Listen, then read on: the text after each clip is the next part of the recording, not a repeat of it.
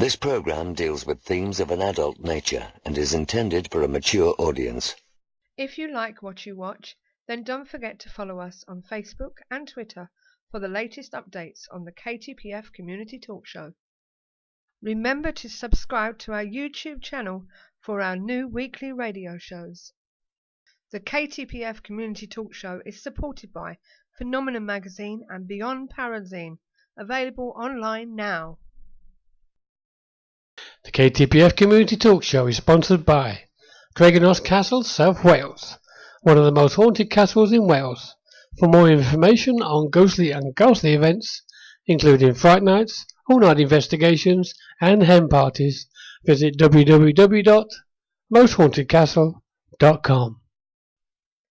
The comments and views expressed on the KTPF Community Talk Show are those of the people that make them and do not necessarily reflect the views of ourselves or of our sponsors. 5, 4, 3, 2, 1.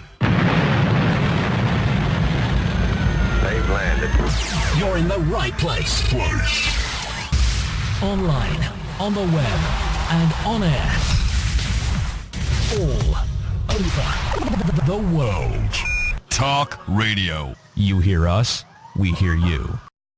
Good evening, ladies and gentlemen, and welcome to the KTPF Community Talk Show, broadcasting live from the UK and across the world online every Sunday from 8 p.m. My name is Suzanne. And I'm Steve.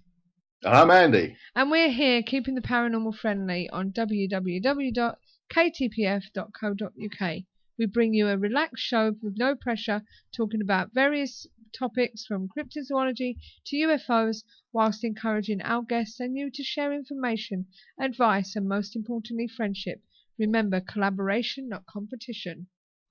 This show incorporates a wide spectrum within this fascinating subject, so if you have any questions, you can use the live interactive chat room where we will ask our guests for you, or you can Skype in and speak directly to our guests by adding the ktpf.paranormal show. Later, we have the rundowns of the latest events, news from paranormaleventsforyou.com as well. I'd like to acknowledge everybody in the chat room. Good evening and welcome to you. We've got some new people there as well. Vector Man, welcome to the chat room. Hi Beth, nice to see you back again. TGGH, as well to you. Ghost Rider 2873. And also those that are actually watching. If you feel like joining in the chat room, all you need to do is just put your username in or something. That's it. That's all you need to do, isn't it? You don't just have to sign up or anything. No, just pick a username and away you go. Yeah. So basically, on tonight's show, excuse me. Can there on tonight's show? This is what's happening tonight.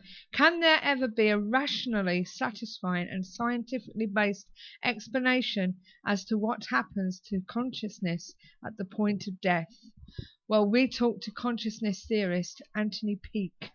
Anthony grew up near Liverpool in England. He studied sociology and history at the University of Warwick before attending the London School of Economics. Prior to becoming a full-time science writer, he was a management consultant in a human resources industry. He is the author of several books and probably best known for his fascinating theory, which he terms cheating the ferryman. We're going to find out a bit more about that about 8:30. What do you think, Andy? Can we cheat the ferryman? Yes, I think you can, really. I've got personal belief systems. I'm very much a believer of reincarnation, that there's a spirit self, that energy, if you like, that continues to exist and comes back again. So I think the ferryman is just someone you sort of say hello to as you're passing by. Right. So, yes. Well, we'll have to find out more of it later on. Now, before I hand you over to Steve and the observations, I have a little announcement to make. Somebody's asked me to mention this for them. Erica Gammon is writing a book based on true ghost stories, and she would like people to come forward with their stories. Obviously, no one wants to be laughed at, so as if they don't. People don't believe them, but she can offer complete anonymity. That's the one. See, I've got the tongue twister now. anonymity if you want it. The only stipulation is that the story must be true. We'd like to wish Erica all the best in her writings, and if you do have anything that she could use, you can contact her via her email address at gammonsghost@gmail.com. So if you have any true ghost stories that might be interested in having in one of her books. Yeah, I was about to ask you if you wanted to borrow my teeth. You seem to be getting all tongue-tied with yourself. I know, anonymity. Anonymity, oh, whatever. It's one of them words, isn't it? We won't tell anybody about you. Yeah, they won't tell won't mention your name or anything. So keep it secret. That's easy to say. Keep it secret, yes. So if you fancy that, just contact, as I say, Erica on Gammon's Ghosts. That's GAMMONS Ghosts @gmail.com, and maybe you'll see your story in print. Okay then, Steve, over to you. Over to me. Oh, there we go. In that case, I'll let you have that link there. Have you got it? Right, let me get this sorted out on Twitter. On the old Twitter. So here we go. Texas man lists haunted Apple MacBook laptop for sale on eBay. And we can thank Andy for this one. He passed it on to us during the week. A man is trying to sell a haunted laptop computer on eBay that he listed on Monday. According to a report from the ABC News today, the Apple MacBook and the ghost that comes with it is up for $5,000. What's that, about £4,500, roughly? About 2.5 these days. The down to dollar's a lot better, but it's still a hell of a bloody lot. It is a lot for a computer that's second-hand and supposed to be haunted. Oh, God. The computer is a 2007 Apple MacBook laptop, features 2 GHz chip and a 4 GB RAM. The white laptop runs on OS X and the likes. You guys that use MacBooks would know all about that. And it's located in Austin, Texas. The owner, using the name W. Fatzinger, Oh, God. claims he left the laptop in a cemetery overnight by accident. He says that the haunting began when the ghost attached itself to the computer while it was left behind. The owner took the laptop to the graveyard to listen to music while he did some sketches. The cemetery is located near an abandoned and allegedly haunted mental asylum. Here we go. It's unclear just how this laptop came to be haunted, but I bet it was the time I left it in the graveyard next to the abandoned hospital. He said, I'm doing sketches in the graveyard. I bought a computer. He's repeating himself again. What is it with these people? The iTunes playlist became haunted and plays scary music, and the computer's desktop background even changes to frightening images by itself. The owner said after a few days, the laptop sounded like it was uttering words as if it was trying to speak. He claimed that a pen and sheet of paper were left near the computer, and it left a handwritten message. How the heck can a computer leave a handwritten message? Handwritten. Handwritten at that. The owner believes the ghost was a person that lived before computers were created because it can't type. He claims that it's just a negative spirit. It also helps with the house cleaning. That's a very helpful spirit, I'm telling you. The eBay listing currently has 155 bids, 155 people, and it's up to $6,000 at the moment. Oh my God! And the auction ends today at 3:56 p.m. Oh, it ended earlier on today, did it? I wonder how much that went for. No, Beth says, "Oh, brother." All I can Was say. it a brother? No, it was an Apple Mac. Oh, it was an Apple Mac. No, sorry, Beth, it was an Apple Mac, not a brother. Yeah. All I can say is there's some really silly people out there. Yeah. Mm-hmm. Well, they say you can sell anything on eBay. But fancy bidding £6,000 for it. Do what, Andy? say it's an old one. It's the old white MacBook they stopped making about 3 or 4 years ago. Oh, God. Though interestingly, it wouldn't be the only time that a computer has apparently been used as a device of communication by the dead. There's a book called The Vertical Plane, which came out in the 1980s, which reports the experiences of a family bought a house in the West Country that experienced poltergeist activity, and messages started to appear on the old BBC computer that they had at the time. It's an interesting book. It's since been debunked as being just a load of fiction, but at the time it seemed to be a genuine case. The guy who had the messages typed to had a writing analysis done on the way he constructed the sentences himself and the way the words appeared on the screen, and they concluded it was written by the same person, so it was probably just all fake. But at the time it was quite an interesting story if you ever come across it. It's called The Vertical Plane. Okay. And as a Mac user, what would that MacBook had cost at the time when it was made?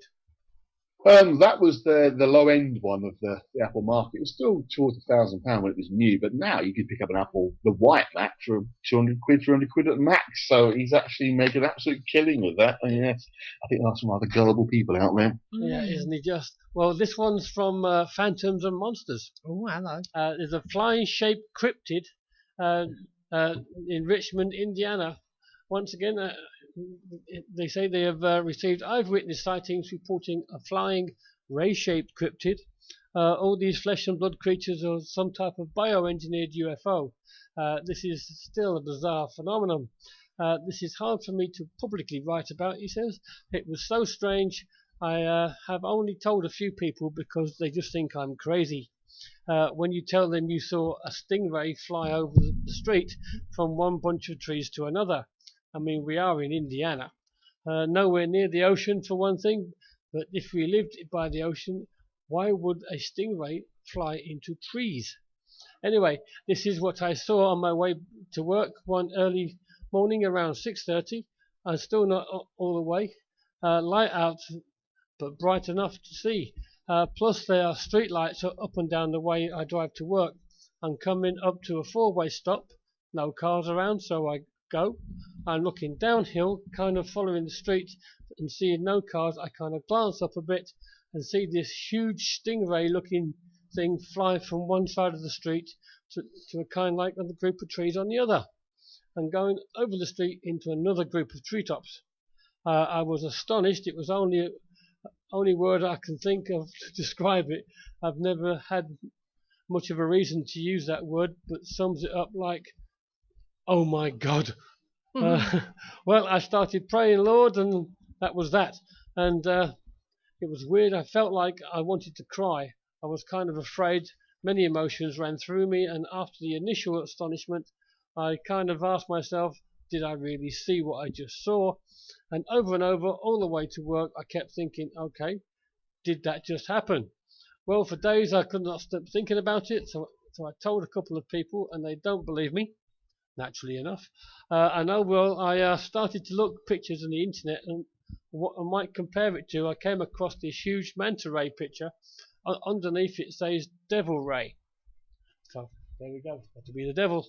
So then I look up on the internet and some things about demonic creatures / stingrays, and I come up with this whole bunch of stuff about water spirits.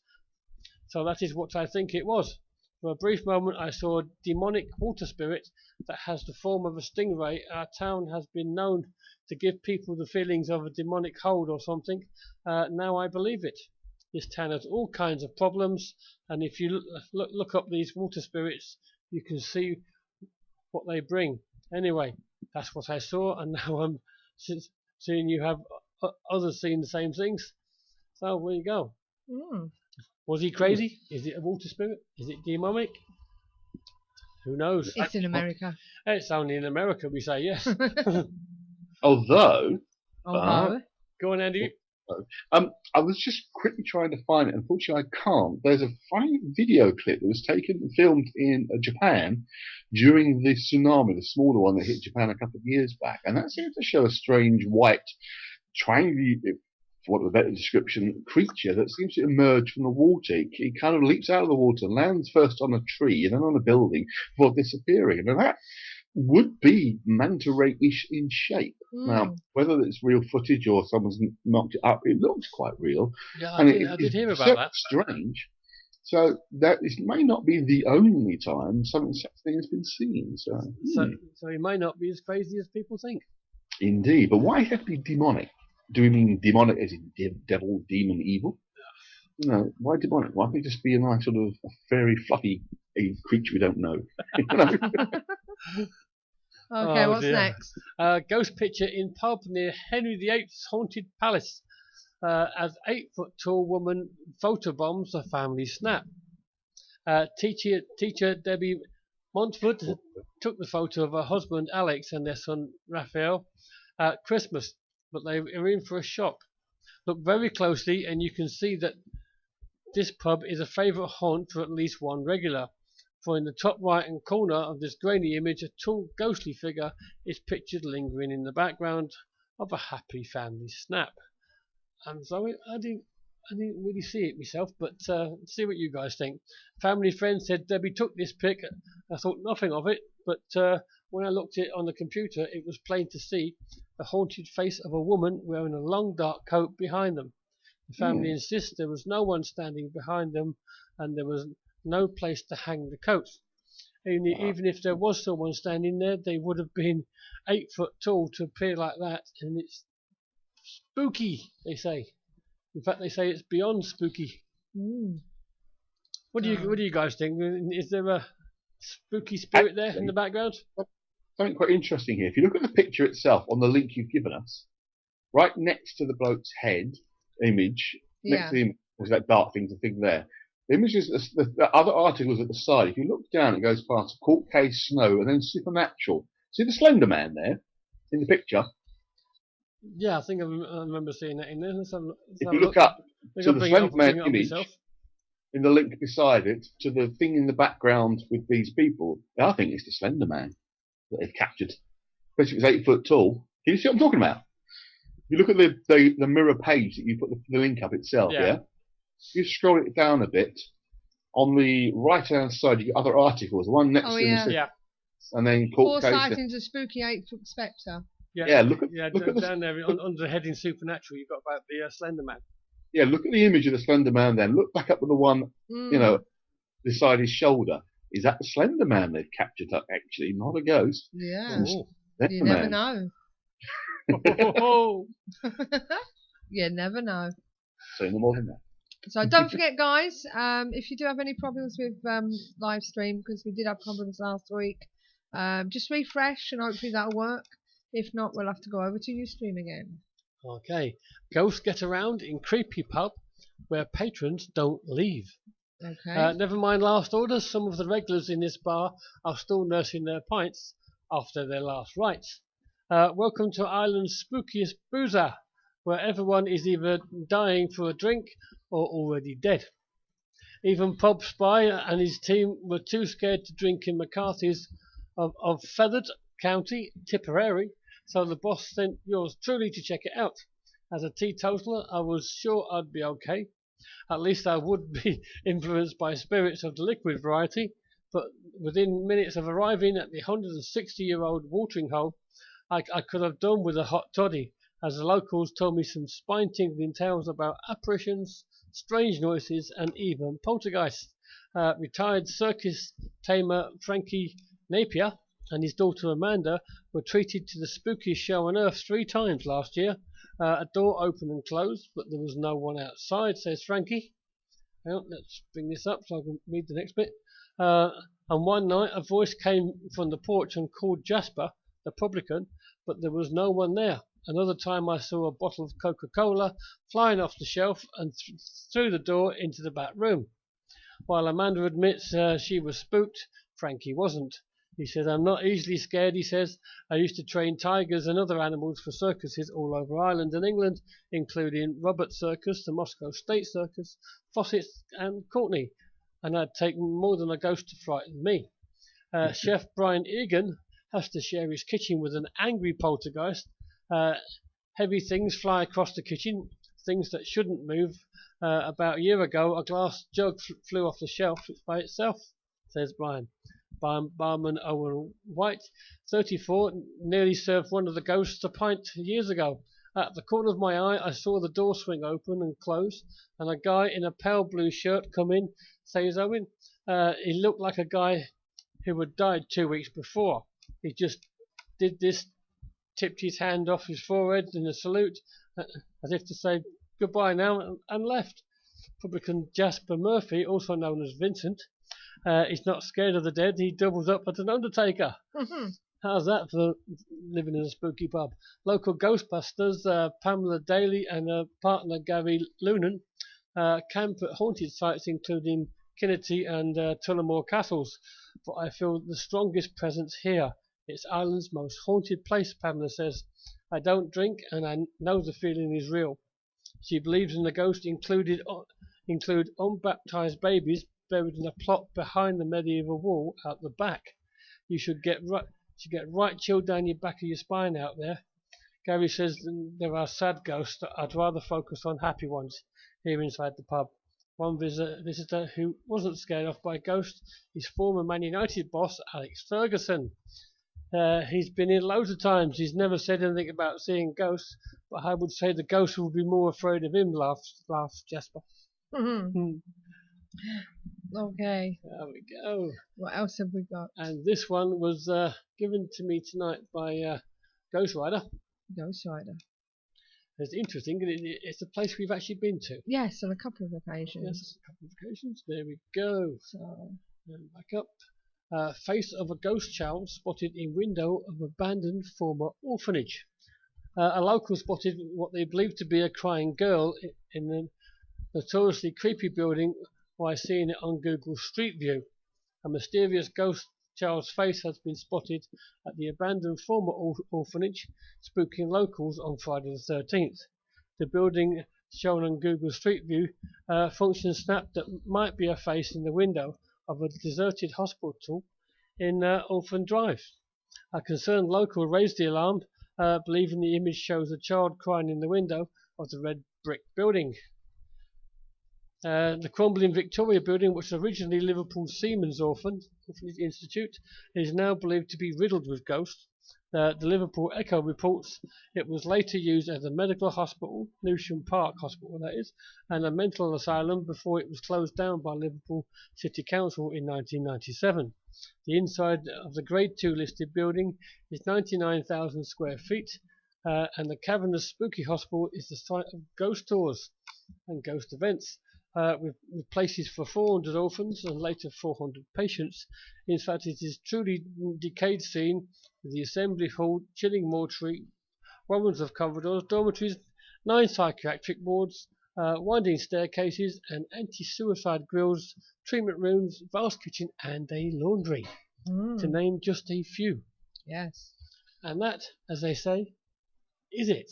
Is it? It is, but if you have a minute, I will flick back up here. I've got one. I've got Sue's 2 pence. Have you got Sue's 2 pence? Well, I'll leave that one because TTGH That's what I'm using as my 2 pence. on the Bigfoot thing. There you go. I'll leave it to you then. Here you go. Yes, so I'm going to have a 2 pence here. A tuppence. A tuppence.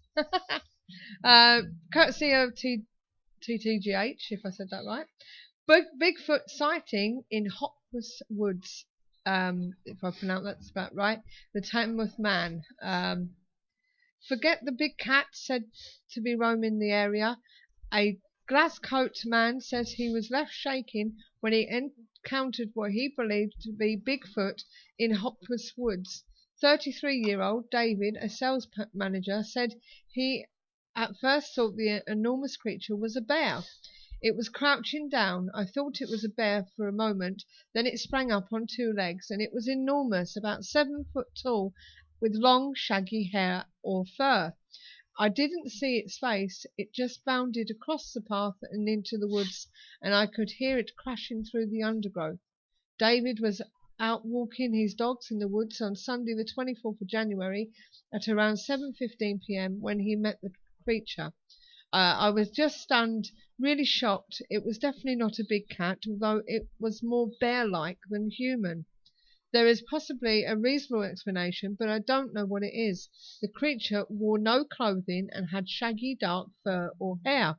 I don't want to say exactly what it was, but it was big and it was scary. I have never believed in UFOs or Bigfoot, but I googled pictures of Bigfoot when I got home and I knew what I saw. According to British Bigfoot research, British Bigfoot is described as a bipedal ape-like being up to 8 feet tall. What do you think? So I think he's confused. Oh, you think he's confused? Yes. Why do you think he's confused? Well, he doesn't want to say what it was, but he googled it and it's a Bigfoot.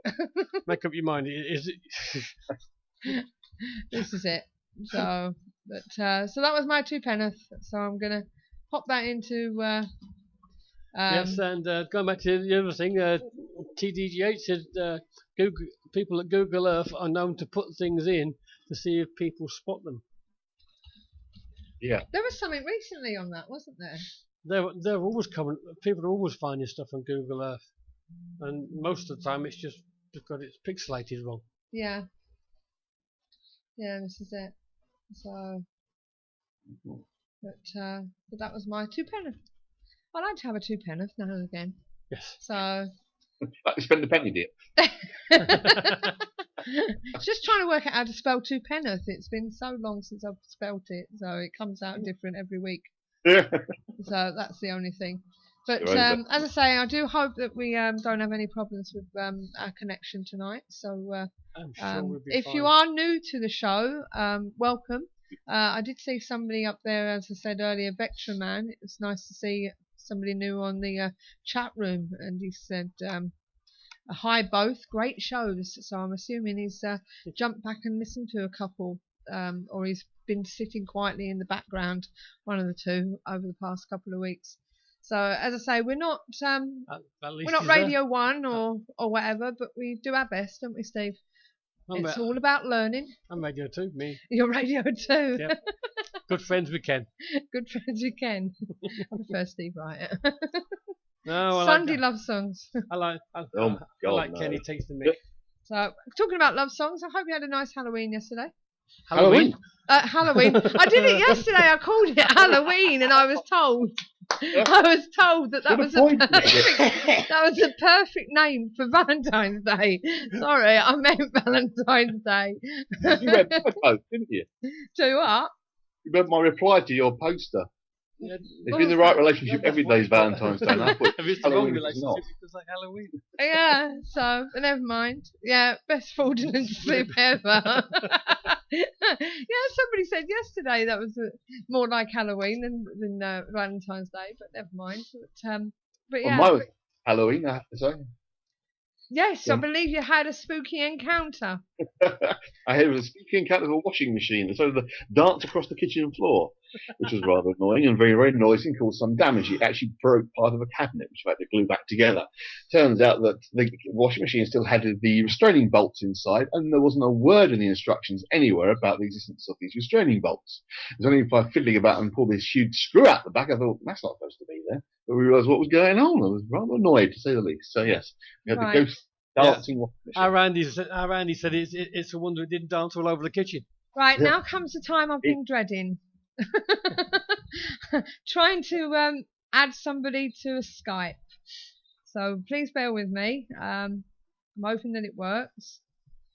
So we say If you get cut off, Andy, just bring us back. If you get cut off, bring back. Right, bear with me. Yeah. Try and get hold of Anthony and start our evening's conversation. Show all. Anthony, where are you? There you are. Have you got him? Add to call. Let's hope this works. I'm not very technical minded, especially when it comes to Skype. I prefer people to ring me in, then I can add them. Oh, hello, Anthony. Are you there? Okay. Hello. Are we connected? Maybe not. Maybe we're not connected. Silence here. I'm not sure if it's ringing. And now it's saying it's not responding. Are you still there, Anthony? I'm still here, yes. Right, okay. It's saying not responding for some reason. Bear with us, guys. A little bit of a technical hitch. It's trying. So I'm on a different computer, so it should be working fine. So there's no way I can cancel it at the moment. Oh my god. Hello? Hello? Anybody there? Anybody there? There was a very brief hello that wasn't me. There was a voice. Hello? Call drop. Hello? Hello? Something just went out. Try Not me. again. Let's try again.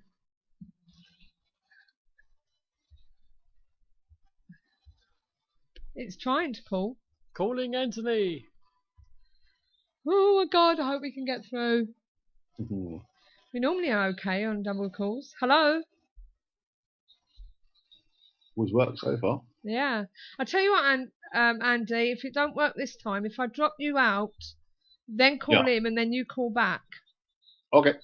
Do it that way, so bear with me. Yep. What's he saying? Hello. Hello? Ah. Are we there? Hello. Hi, Anthony. Finally got you. Can you hear me okay? Or maybe not. Hello, can you hear me, Anthony? Hear me? Hello. Hi. Can you hear us okay, Anthony? Yes, I can. Oh, Can you that's hear better. me? Can you hear Andy okay? Can you speak, Andy? Hello, can you hear me too? Yeah, absolutely. Oh, brilliant. That's good. Made it. Yep. So, good evening and welcome to the show. Bit of a technical hitch there. It always flusters me a bit, I must admit. How are you? Anthony? Are you still there? Oh. Bear with me. We've gone. Oh no. What happened? Don't know. Call dropped again. Hold on. I've lost the show as well. Bear with me. You're here. I can hear you. Hello? We're losing him. I know what happened with the show. I was closing something and it came up something else. We're having problems. There is some odd noises in the background. Yeah. Sorry about that, guys. I clicked the wrong button. We're having problems getting Andy. I'll tell you what. Let me ring him back, and if you can give me a 30 seconds, okay? Yeah. Right. Hold on. So I'll drop you out a sec. Bye. Bye. Right. Bear with us, guys. We're just trying to get hold of Anthony. I'm trying to click off. Go away, Andy. That's better. Right. Okay. Let's try something. Bear with me, guys. I'm not sure what the problem is at the moment. Right, let's try again.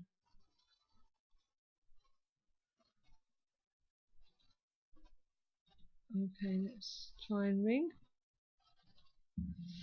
Oh dear, what's going on tonight? If it's not one, it's the other. Who's gone there?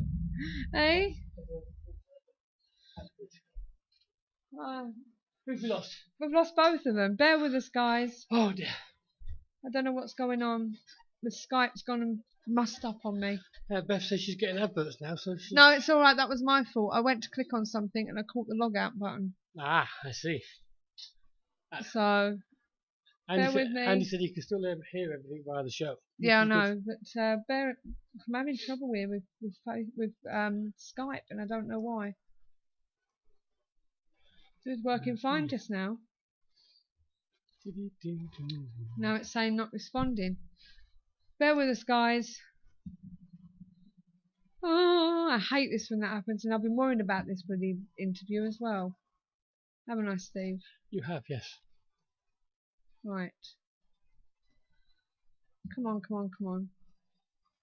Well, I'm going to read something here. Go on then. While you're doing what you're doing. Go on. Okay. There's a theory that we could be human aerials. Yes. Science says that we are carbon-based life forms, and so is everything living on this planet. And as carbon is the building blocks of this home of ours, as we know, carbon is a good conductor and as such will react with electricity or the electromagnetic fields that exist and can be measured scientifically. Now, science does not yet at this time recognize that our spirit stroke soul is energy, although many believe that it is, and in an experiment it's been found that it weighs 21 grams. At least that is the assumption, as we seem to be 21 grams lighter after we have died. And if that is so, then our spirit is a physical substance which can be weighed. And if this is so, then this energy that is once our spirit or soul, when we can close to someone's spirit, the hairs on our arms tend to stand on end, which would suggest a form of static energy and a form of electricity. And as we know, carbon reacts with electricity, and we are carbon based. And this leads me to think that this is why we are able to contact spirit. We are two things, carbon and energy, and as we know, energy attracts energy, reacts with carbon and makes us an aerial. So this is very energy. This is our world, after all. Who hasn't felt something that is not quite right when they walk into a building or a friend's home after they have had an argument? The question is then, are we making contact with other spirits or a consciousness that is everywhere, everyone who has passed, by which I mean that maybe when we are past, our energy joins with another, i.e. everyone else's energy, that we are able to connect with and discern one energy from another and get information to pass on to those who need this information, whether that is a loved one or just so we know what happened to someone when they passed. Some say that this consciousness is the Akashic records we are connecting to, and this is supposed to be a place where everything we have done and maybe yet to do is on file in the library. But does it really matter as long as you make the contact? He said, I've just said to him, I'm just restarting my laptop, guys. I've just told Anthony, he said, no problem. I am so used to this Archon attacks that I expect there to be a problem. What about you two? Because I don't. So what did you guys think of that? Oh. Are we an aerial? So, Andy said that's what the guest is going to be talking about, Steve. What, us being an aerial? I think so, maybe. So. I don't remember him ever mentioning anything about an A aerial. receiver. A receiver. A receiver. Come on, laptop, please hurry up. Well, that sorry about this, guys. that little thing I read out was actually written by me. Oh, was it? Yes, that's mine. Oh, right. That's yours, is it? Yes.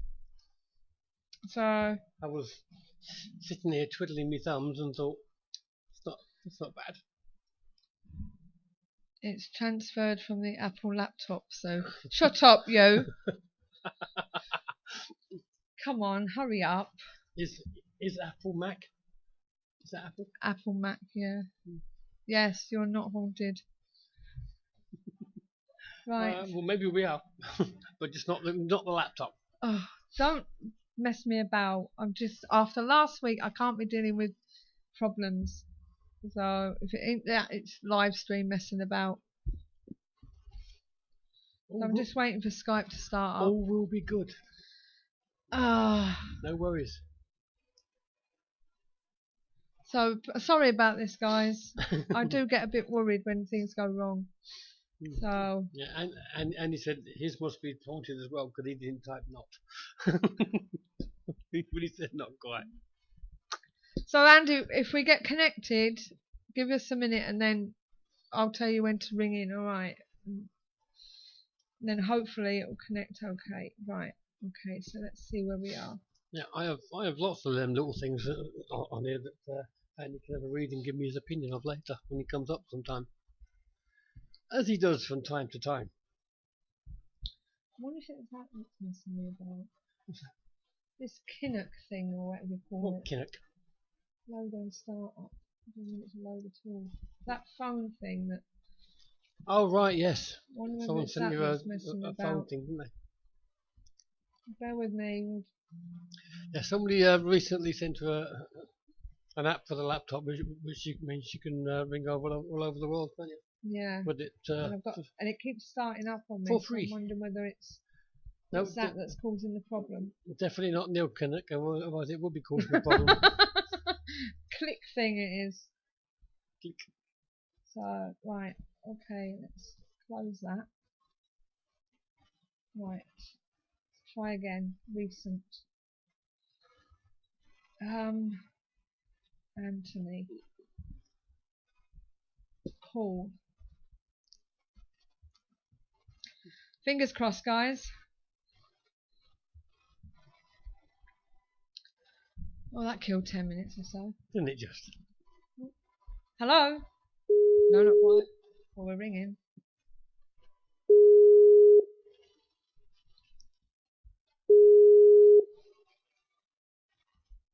Let's wait for him to answer now. He'll probably leave me hanging just to wait. Just to worry me. No, he wouldn't do that to you. Don't know why we're not getting through. Calling Anthony. That's causing Nelson.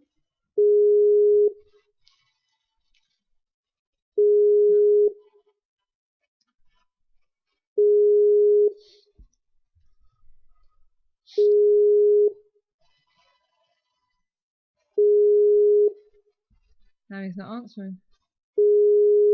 He's not answering me!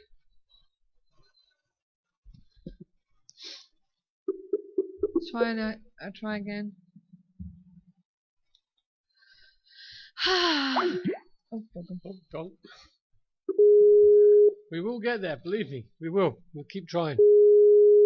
We will keep trying. That's because people have been looking forward to this little talk Yes. tonight.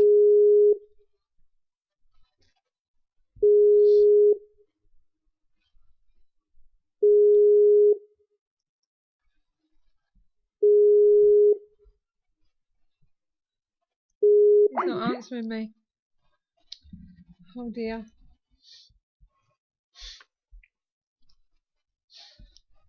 Perhaps we're not going to have a show tonight. Oh, yes, we are. Well, if you have to, we'll us and Andy will get together and start talking about something. Yeah. Yes, we will. We'll endeavour to do something. But have you I hate technology. typed to him? See if you can get him that way. Hello? Hello? Anybody there?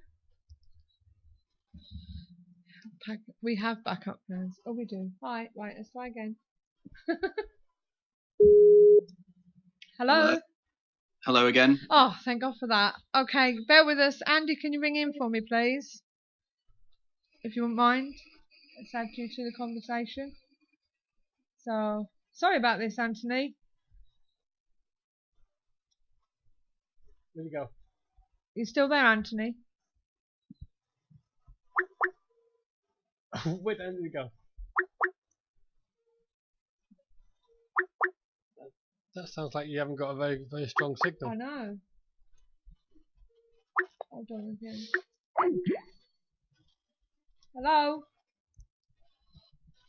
It's gone again. We're having problems. I'm going to see if he's got a phone number.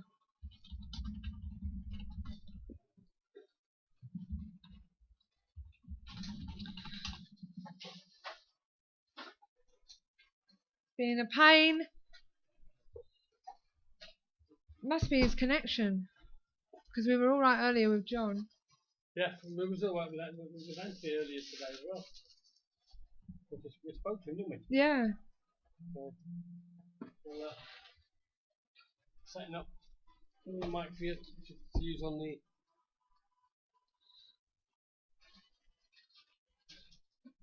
Don't know what's happened.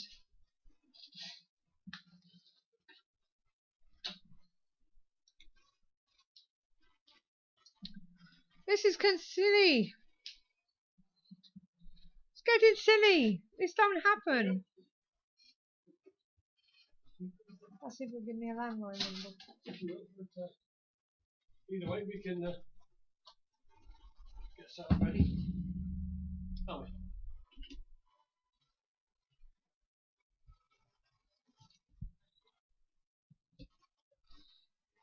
Skype's reloading. I don't know what's happened.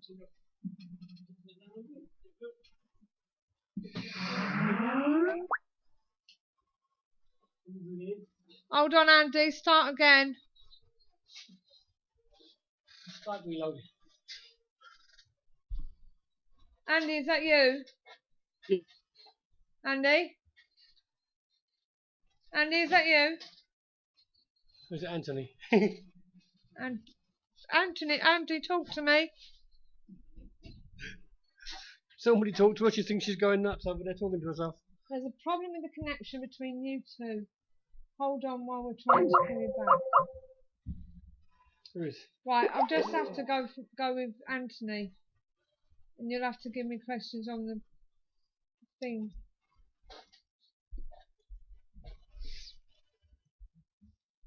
There's a problem with the connection for some reason. Oh yeah, he has got a landline number. Right. 1, 2, no. Don't put on there. I'm not. Right.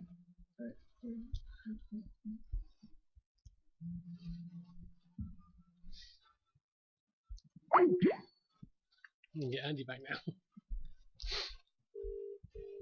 Right. Hello. Right, let's hope everyone can hear you. Sorry about this. I don't know what's happened.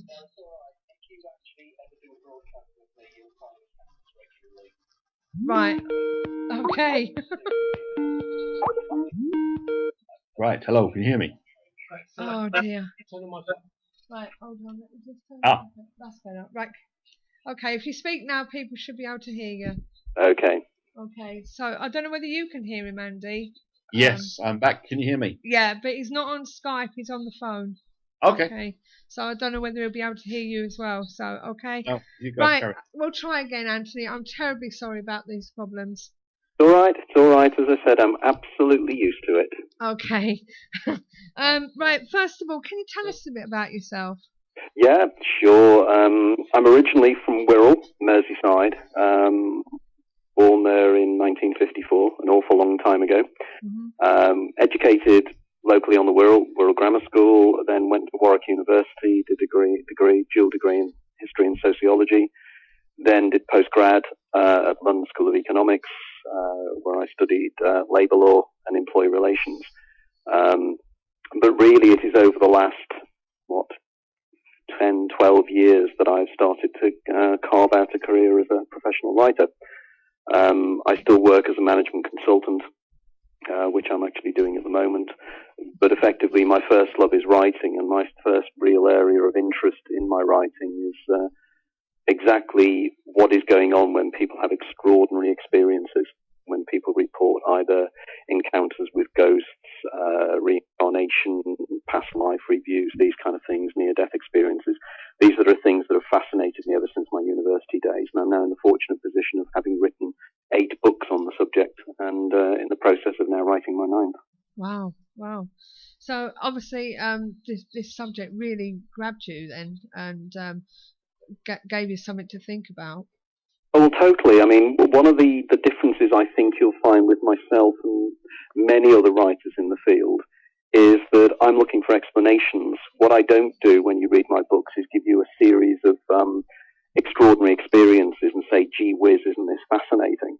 What I do is I go, gee whiz, isn't it fascinating? Can we now explain it scientifically? Yeah. Now, for me, I approach it from a very, very standardly scientific approach, but I approach it from the fact that let's look at these experiences from the experiential viewpoint.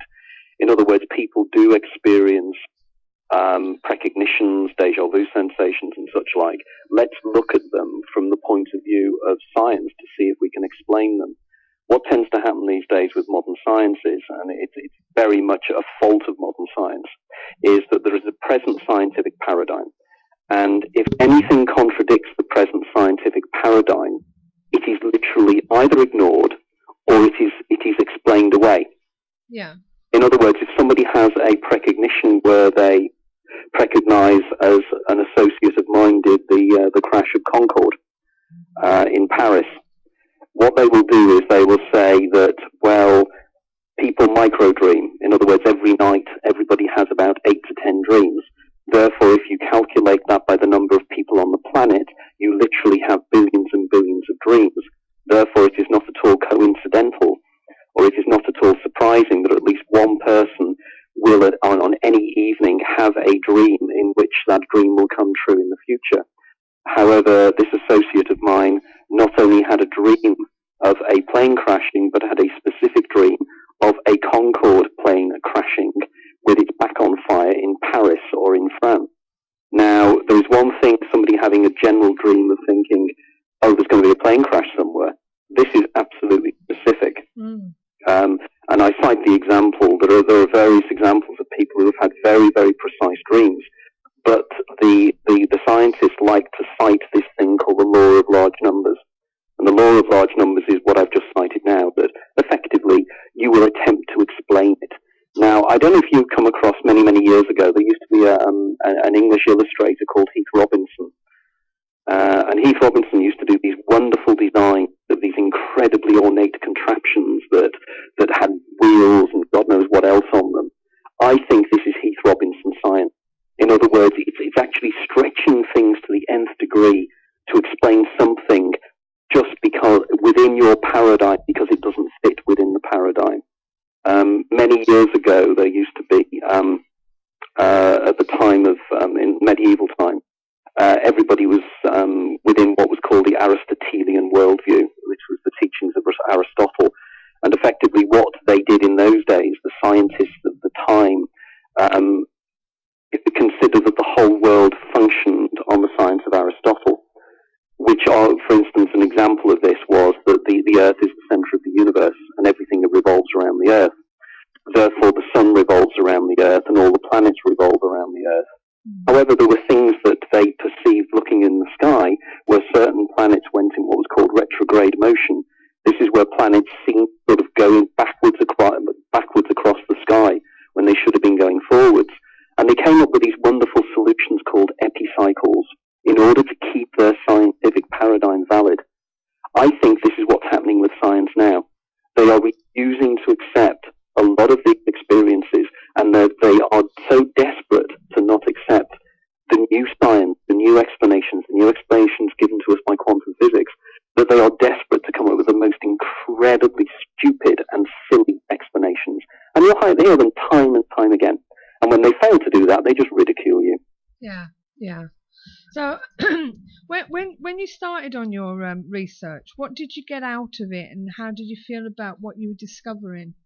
Well, that was the curious thing. When I started writing, my approach was, let us say, very materialist reductionist, very rooted within the present paradigm, and very much not necessarily looking out to discredit the experiences that individuals had, but to look at them as objectively as I possibly could. Now, what has happened over the years is my position has changed by the sheer weight of evidence from things that have been shown to me, individuals who have approached me with their own experiences, and also my own experiences of the brain-reality interface. Now, I'll give an example of this. In one of my books, The Out-of-Body Experience, I very much present the case that out-of-the-body experiences, when people consider that they are floating outside of their body, I argue that this is an hallucination. It's an hallucination created by the brain under certain circumstances of stress. There's something called disassociation that people do and depersonalization when they're in very, very stressful situations. And I believe that this is what was probably taking place during near-death experiences, because near-death experiences are extremely stressful. But I argue that what we do is we go inside ourselves and start to actually visit alternate locations and universes within ourselves. These are not hallucinations in the general accepted way of the term, but they are something that, we go somewhere else inside ourselves. But there's no evidence, as far as I was concerned at that time, that anybody ever was able in consensual reality, consensual space, the consensual space we share with everybody else, that they'd gone outside of their body.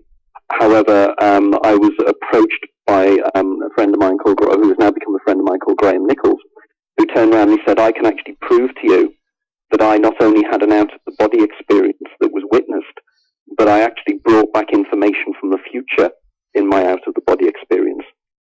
I subsequently met up with Graham, and if you go onto my YouTube site, I actually interviewed Graham in London, and Graham told me that he had an experience where he had found himself in an out-of-body state, found himself standing at a street corner in Soho in 1999, and as he was standing at the street corner, he looked down the street and he saw an explosion taking place in the middle of the street, people walking out covered in blood. It was the bombing of the Admiral Duncan in Soho. Yeah. Now, effectively, when he came to, he turned around to the people he was around him. He turned around and he said, I have just had a precognitive out-of-the-body experience where I've seen a terrorist attack in London, in Soho, in a specific location that's going to take place soon. 5 days later, the Admiral Duncan bombing took place. Now, for me, that was irrefutable.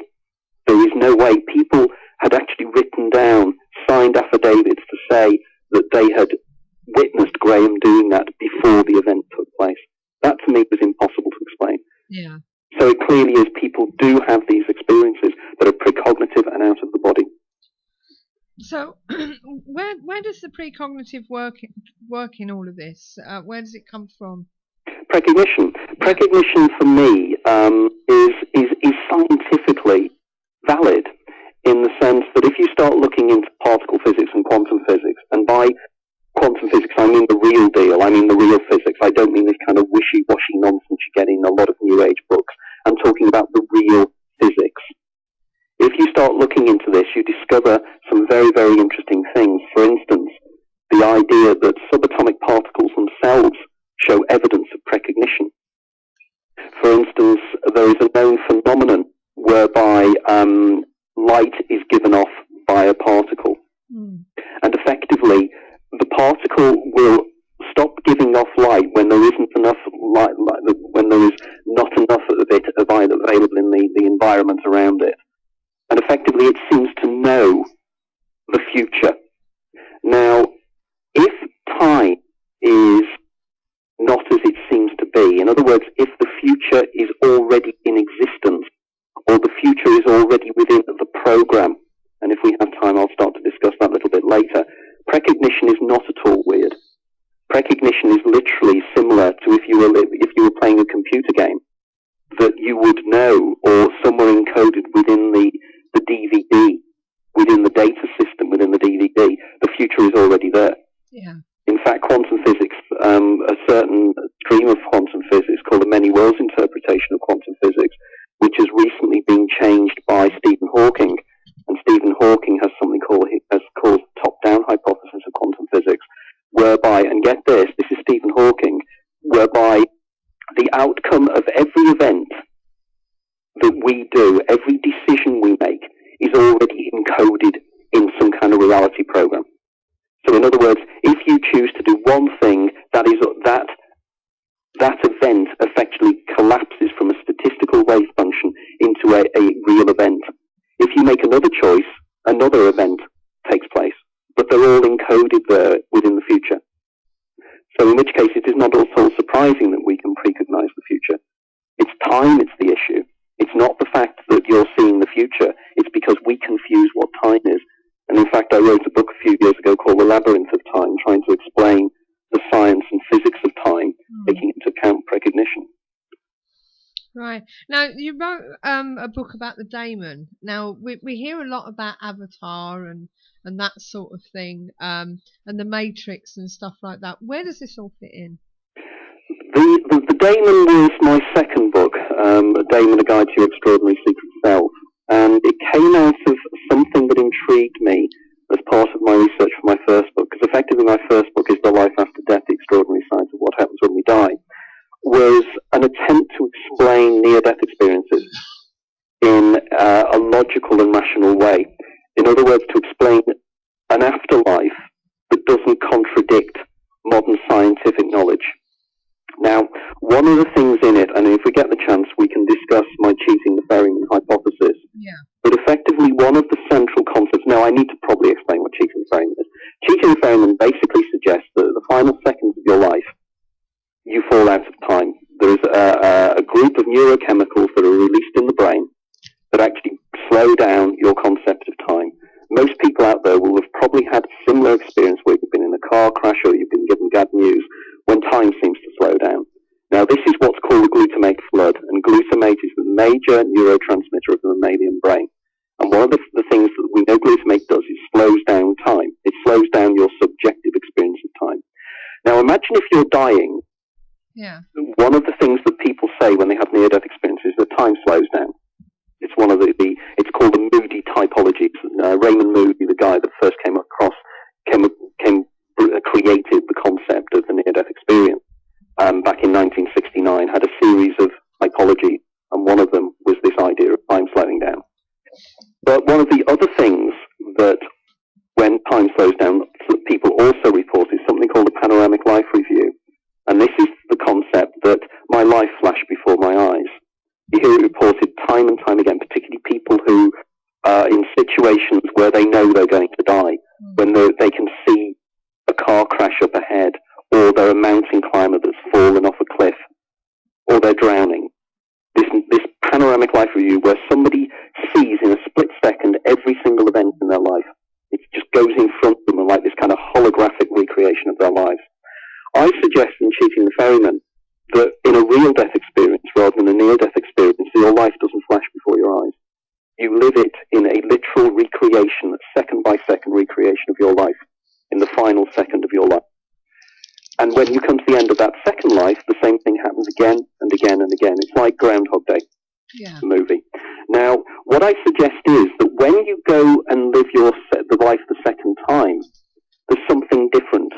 And the something different is the fact that there is a part of you that will remember the fact you've lived this life before. I call this part of you the daemon. The daemon is the part of you that has lived your life many, many times.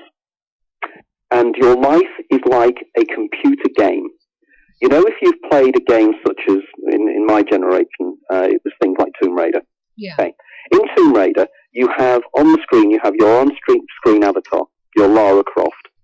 The first time you play the game, Lara appears on the screen. And Lara, as far as Lara is concerned, she's just been reborn. She's come from nowhere.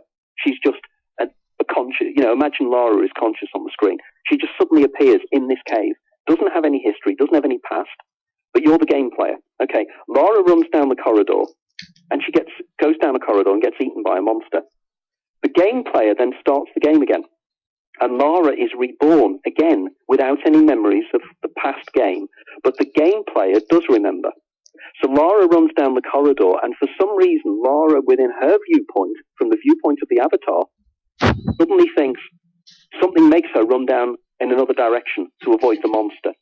She doesn't know why she's done it, she's just had this inkling or feeling. Now, this is what happens with the daemon. In your second rerun of your life, the daemon remembers, and it warns you. It will be a voice in your head, it will be an inkling, it will be a sensation. Now, the creature on the screen, the person that's embodied in the computer program, in the game of life, is the Eidolon. We are all Eidolons. You and I are all Eidolons. We are embodied within the game. But our daemon is the game player, the being that's part of us that's outside of the game. Now, the daemon and the Eidolon of terms are quite specific. I take them from a particular religious belief system called Gnosticism. And the Gnostics were a very schismatic religious belief group that were around, effectively around the 2nd or 3rd centuries AD. And continued as a belief system right out through the centuries. Gnosticism is still a belief system. The Cathari were a Gnostic belief system. And these guys very much argue that there are two of us. In your head, there are two people. There's your daemon and your Eidolon. So many of your listeners will equate the daemon with being your spirit guide, your guardian angel, you name it. But throughout history, these events have taken place. Socrates had a daemon, and he talked about it. And in the book, The Daemon, I cite example after example throughout history, and examples from people who wrote to me after my first book, who'd had demonic influences in their life that had actually saved their lives. So that very, very quickly is what the daemon and the eidolon are. Right, okay. Beth's GPS has just asked, is it our intuition? But you've basically said that. You just answered that. You just answered that one. Steve, you've got some questions? Yeah. Hi, Anthony. Can you hear me? Yep, I can, just about, yeah. Okay, so sorry, but I'm a bit far away from the phone. What you describe as the daemon and how it all works is very similar to a piece of work called Nosso La by a Dr. Andre Lutz. And this was written after his death by automatic writing by Francisco Candido Xavier. It's very long, it stretches to about 8 volumes, but he says that we need to reincarnate several times to gain wisdom and experience to complete the human crest. The major difference between what you've just suggested and what I suggest is you do not reincarnate as other people. Right, okay. Okay, and it's very, very important point. And the reason I make this point is, and I will explain this, is reincarnation, as it is normally understood, is pointless. The reason being, if I am reincarnated as somebody else, with all my memories wiped clean, and I don't remember who I was in my previous life, and I'm reborn as somebody else in a different culture, in a different environment, in a different timescale, how am I learning anything? Yeah. Not. In other words, I don't remember. We learn from our mistakes. Now, the thing is, with the daemon eidolon model, you are reborn as yourself. In other words, you are given the opportunity to right the wrongs you did in your previous life, as Connors does in Groundhog Day.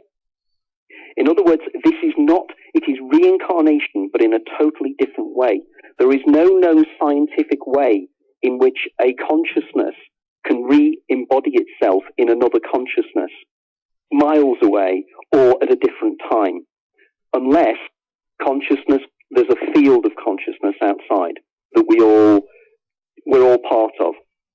Now, in my latest book that I've co-written with Professor Irvin Laszlo, this is one of the viewpoints we take. But I argue that when you have a reincarnation or a life memory of a previous life, that wasn't you. You're tuning into the field. You're tuning into the 0 point field, the information field. And in which case, it's like tuning into a radio program. You go through all the wavelengths, the frequencies, and you'll tune into something. Yeah. But that wasn't you. You are you, and you are reborn as you. Does that make sense? Yeah. Beth is asking what or who made both? Who does the programming? And it sounds a bit like Kabbalah. The Kabbalah, to an extent, it is Kabbalah, Yeah. in the sense that in my book, The Infinite Minefield, which came out 2 years ago, I discuss in great detail Kabbalah and the model within Kabbalah. Who did the programming? In Kabbalah, it would be considered the Orion Sof. Okay? But effectively, I argue, or I don't argue, a lot of other people argue this, is that the program has been programmed by humanity in the future. Okay? Yeah. It's crazy and sounds mad, but it's not, if you start to think about it rationally. If human beings do not destroy themselves in nuclear war or pointless religious strife or anything else, and we survive, there's going to be one or two things that are going to happen. Computing is going to increase in the same way as it does now. It's called Moore's Law. And Moore's Law, in general terms, is every 2 years, the ability we have to compute, the computing capacity we have doubles. It's recently moved to about 3 years. But if you extrapolate that to about 200 or 300 years in the future, it is perfectly reasonable to conclude that our distant ancestors will have sufficient computing ability to recreate history and recreate in a program the history of humanity. Within that history of humanity, there will be people who could be sentient, in which case we then have something very interesting. Now, again, this is not my idea. This was put forward originally by a book called The Physics of Immortality by a guy called Frank Tipler, who was one of the I think it was Frank Tipler, I might be corrected on that, I think it was Tipler, but one of the world's leading theoretical particle physicists. So again, this is not the guy down the pub, it's not the New Age guru, it's not the guy channeling rubbish from the planet Tharg. This is the real deal, this is real science. Yeah. Okay? Now, there's been recent work done by people like Juan Maldacana and various other individuals who are actually showing that the reality we live within is holographic. not only is it holographic, but it's actually created as a huge, huge hologram. Now, again, people out there will be saying, oh, utter nonsense, it makes no sense. Well, it does actually. Stephen Hawking has been working on this. There's something called Hawking radiation. Yeah. And Hawking radiation is radiation that's given off by a black hole. Now, I don't have time to go into detail about this, but an awful lot of individuals, people like Jacob Beckstein and other individuals, real researchers, have actually said that there is evidence to presume that that the whole of three-dimensional reality is being projected from the edges of space in towards us. This works as a holographic principle. So in which case, if everything is holographic, everything works on information. And again, I say to people, don't take my word for this. There's a guy called Letko Vedrell, one of the world's leading particle physicists. He's professor of theoretical physics at the University of Singapore. He's written a book 2 or 3 years ago suggesting that the universe is made up of information, digital information. We are living within a digital information simulation. Yeah. Okay. Bit like the Matrix. Bit like the Matrix. It's exactly like the Matrix. I mean, one of the arguments that philosophers have used for years is something called the concept of the zeitgeist. The idea that we subliminally seem to know what is happening. Now, I argue that there is an awful lot of movies. I love my movies. And there's an awful lot of movies that have been out in recent years that are actually dealing with this zeitgeist, this Weltgeist, this idea. The Matrix is just one of a myriad of movies. For instance, if you look at Inception, an Inception about lucid dreaming and go further into the lucid dreaming state. Very recently, Interstellar. When I saw the movie Interstellar, I was absolutely stunned because the final sequences of Interstellar are absolutely what I talk about in my book, The Infinite Minefield. You know, the bit where he's looking through the past and he sees his daughter and he sees all the different levels. That is actually literally what they were trying to do. What Christopher Nolan, the director, was trying to do in that. He was trying to show how you perceive time from the fifth dimension, from looking outside of time by looking at what's called orthogonal time, realizing that everything that is happening now. That time is an illusion. It's created by the brain in order to, as one scientist once said, stop everything happening at once, because that's what it does do. Okay. Right, we've got Andy here. I'm hoping you can hear him. Can you talk, Andy? Hello, yes, can you hear me? Hi, Andy. Right, Hello. Do you want to ask some questions, Andy? Just want to go back a little bit to something you were talking about earlier on. I actually watched an interview with you earlier this afternoon, and we were talking about the I can never get this right, the Akashic. the Akashic records. Now, I'm very much, I'm a psychotherapist from the Jungian background, and to me, there's a lot of similarity, I think, between that and Jung's collective unconscious. I wondered if you had any thoughts on that. No, absolutely, totally. I mean, Jung's collective unconscious, I mean, I'm a huge fan of Jung. I always have been. I think Jung was one of the most radical thinkers. I mean, one would argue that he wasn't necessarily being scientific, but what he was being analyzing literally the human experience. I mean, effectively, you know, I was touching on earlier on about the daemon and the eidolon. I mean, Jung had his own daemon, didn't he? Absolutely. I was just putting that in our forum. I pointed out the fact he had the second personality, the intelligent one, if you like, that knew everything, even when he was a young child. So, yes. Yeah, so Jung himself, and I can't think of the name now, was the character that guided him. Philemon. Philemon, yes. Yeah. The Philemon, yeah. So Jung had his Philemon. But the collective unconscious and the Akashic field are the same thing. Yeah. The Akasha, the reason that Irving Laszlo, and latterly myself and Irving Laszlo, used the term the Akashic field is because the Akasha is something from the Vedas, something from the theoretical, philosophical basis of Hinduism. Absolutely, yes. I follow myself, so yes. Of information. And everything that ever is and everything that ever could be is already encoded in there. It's something one of my favorite writers, Jorge Borges, who was an active Jungian, mentioned this in his book and short story, The Library of Babel. Yeah, the idea that there is an information field. And again, Laszlo and I do the science of this what we do is we suggest a model whereby the Akasha can be considered to be equal to the 0 point field within quantum physics. And the idea that empty space is not empty space at all. It is not a vacuum, it's a plenum. And it's full of information, like David Bohm said. Absolutely. Yeah, certainly. I mean, we're going to watch this clip earlier on today, and I'll find myself in agreement with a lot of the things you were saying, and tonight as well, definitely. I think we think very similarly. Just a little quick point I thought you might find interesting. You mentioned on the video clip about 1111 being something you keep bumping into. Yes, I do. 1111 is... I have mixed opinions about this. The rational part of me says that we're bound to see the numbers 1111 on any digital playback for one reason. 1111 is the only numbers you're going to see on any kind of digital dial that are straight up and down. Yeah. Vertical. Now, if we argue that when we evolved, when we were down in Central Africa, in the plains of Africa, we would have evolved on a plane. So therefore, anything that is actually vertical to the horizon, vertical to the horizon, would be considered to be a threat. So therefore, we'd see it. So therefore, 1111 would be something we would spot, and we would spot just by noticing it.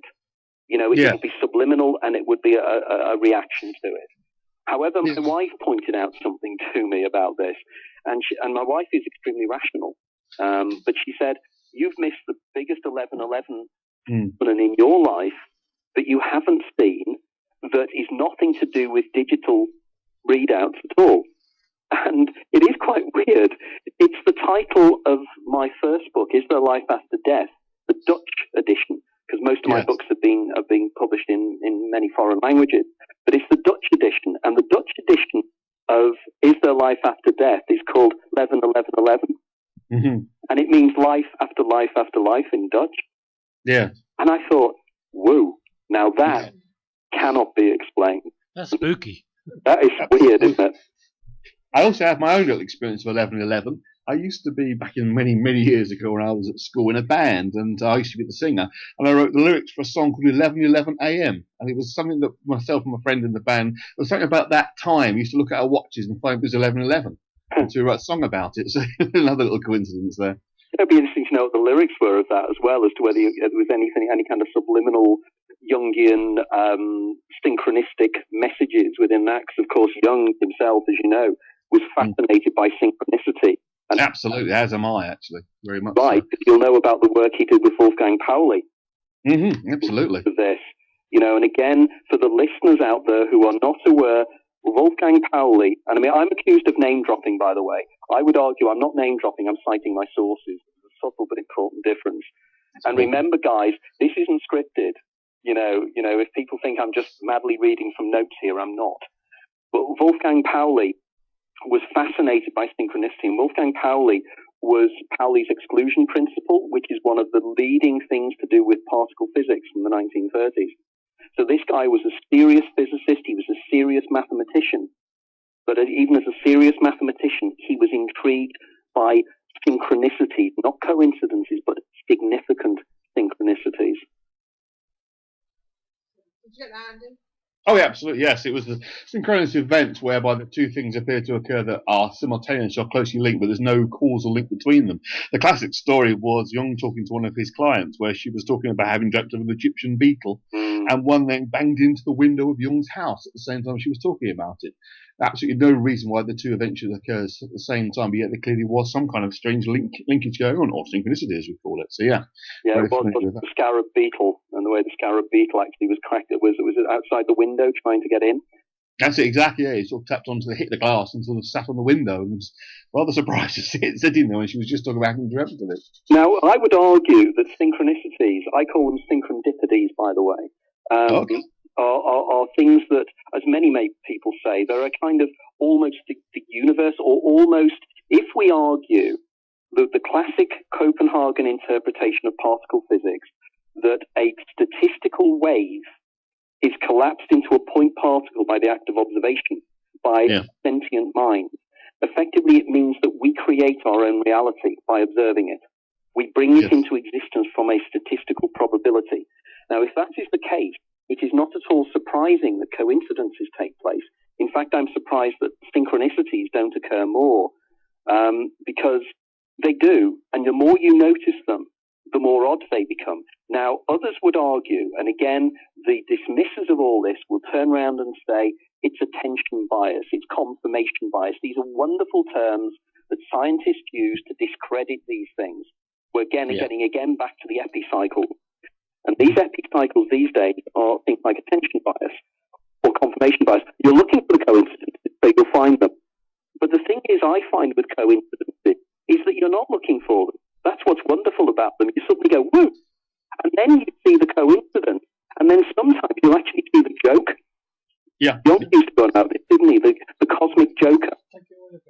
Yes, very so. It's basically almost like having a laugh with you sometimes. I mean, I can give a few examples myself with my own work as a therapist. You know, there are occasions when I get up in the morning and think something's going to go wrong today, and then someone doesn't turn up, or there's an issue, and you just feel it. You know, something's going on. You think, is it just a coincidence, or is there something bigger to it that I'm actually picking up upon? So yeah. Okay. Yeah. Absolutely. Right. Okay. I believe you had another question you could say about Yes. Damon. Yes, I was listening to one of your interviews, and you were telling us about the Damon and going through like déjà vu, and I was wondering if you believe that we are all energy, and there could be many versions of ourselves at different universes or time frames. Could it be that me here and me there are just communicating with ourselves? Yes. And that's why we get déjà vu and precognition. Yes, I think there's probably two things. I've yet to really come to a conclusion on this, and it's one of the areas of research I'm following up on, is this idea of multiple personalities, multiple universes, multiple versions of ourselves, and are the déjà vu sensations brought about by the daemon, effectively? Does the daemon stimulate a déjà vu? Or is a déjà vu simply the fact, and going back, remember, to my cheating the ferryman hypothesis, if we've all lived this life before, then it isn't at all surprising that on occasions our eidolon, our embodied within the game entity, our avatar within the game, will sometimes suddenly recognize something and will go, woo, I've done this before, and then can precognize what is going to happen next from the memories. Now, I don't know if you're aware, but I've actually written recently a biography of the American science fiction writer Philip K. Dick. And in this I discuss, because Philip K. Dick for me was the embodiment of an awful lot of my hypotheses, or as my critics would say, my speculations, in terms of this, because Philip K. Dick showed evidence of future precognitions, but also showed evidence that he actually was able to feed back to his earlier self the plot lines of his short stories and his novels, which I found absolutely uncanny. In other words, he was in some kind of subliminal way and in some kind of hypnagogic state was able to give him his younger self messages about plot lines.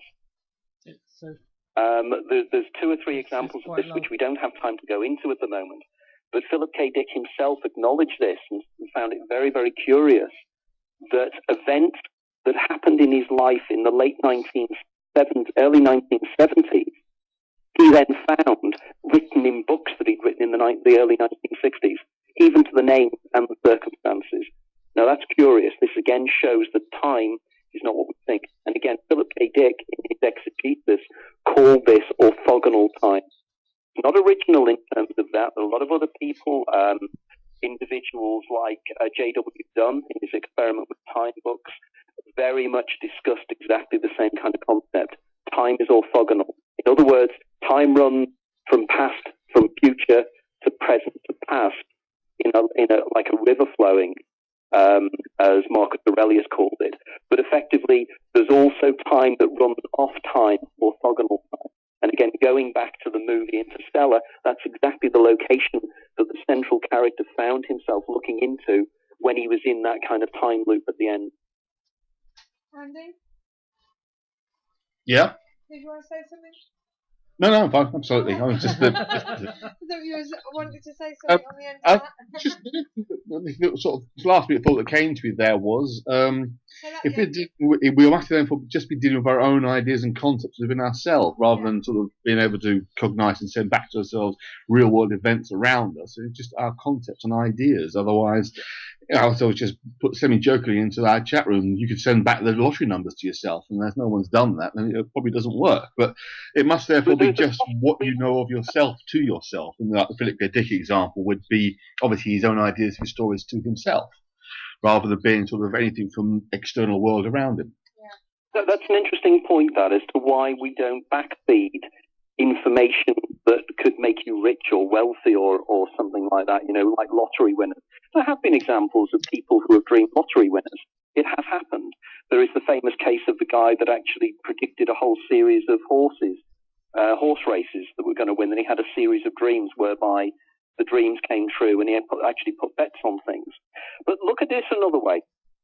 If your daemon knows the outcome of a lot of the decisions you've made because it has lived many of your lives before, because it is possible that your daemon has already experienced a lot of potential streams that you could follow in your life. I'm reminded here, if anybody's seen the movie Butterfly Effect. Yes. In Butterfly Effect, the central character goes back in time to change, and remember, and this is interesting, something I haven't pointed on here. I'm fascinated by temporal lobe epilepsy. Okay? Ah, yeah. And temporal lobe epilepsy and the associated prodromes with that. Now, one of the things that people who have temporal lobe epilepsy, they claim they can talk to their daemon, they claim they can talk to other people. But in that movie, the guy inherits from his father an illness. That illness is clearly temporal lobe epilepsy. He has a seizure, and he goes back to a point in his past where he tries to change what he did. And he sees the outcome of that decision as a daemon. The outcome of the decision sometimes isn't very good. So what might seem at the time to be a good decision to make spins off into things that could be very, very negative and very, very bad. Now, again, The Time Traveler's Wife is another example of this, the novel and the movie. Again, perceives this. We also have something similar in the TV series Fast Forward that was on a few years ago. Again, the idea of alternate realities, alternate futures with different outcomes to different events. Now, it could be that if your daemon knows, has already tried this for you to win the lottery, and it ends terribly. You can see so far ahead. I'm sorry? Steve was just saying about the film The Knowing, where you can see so far ahead. Oh, I haven't seen that. Is this the one where somebody has very, very short-term recognition? So explain what it's about. Yeah, it's a Nicolas Cage movie.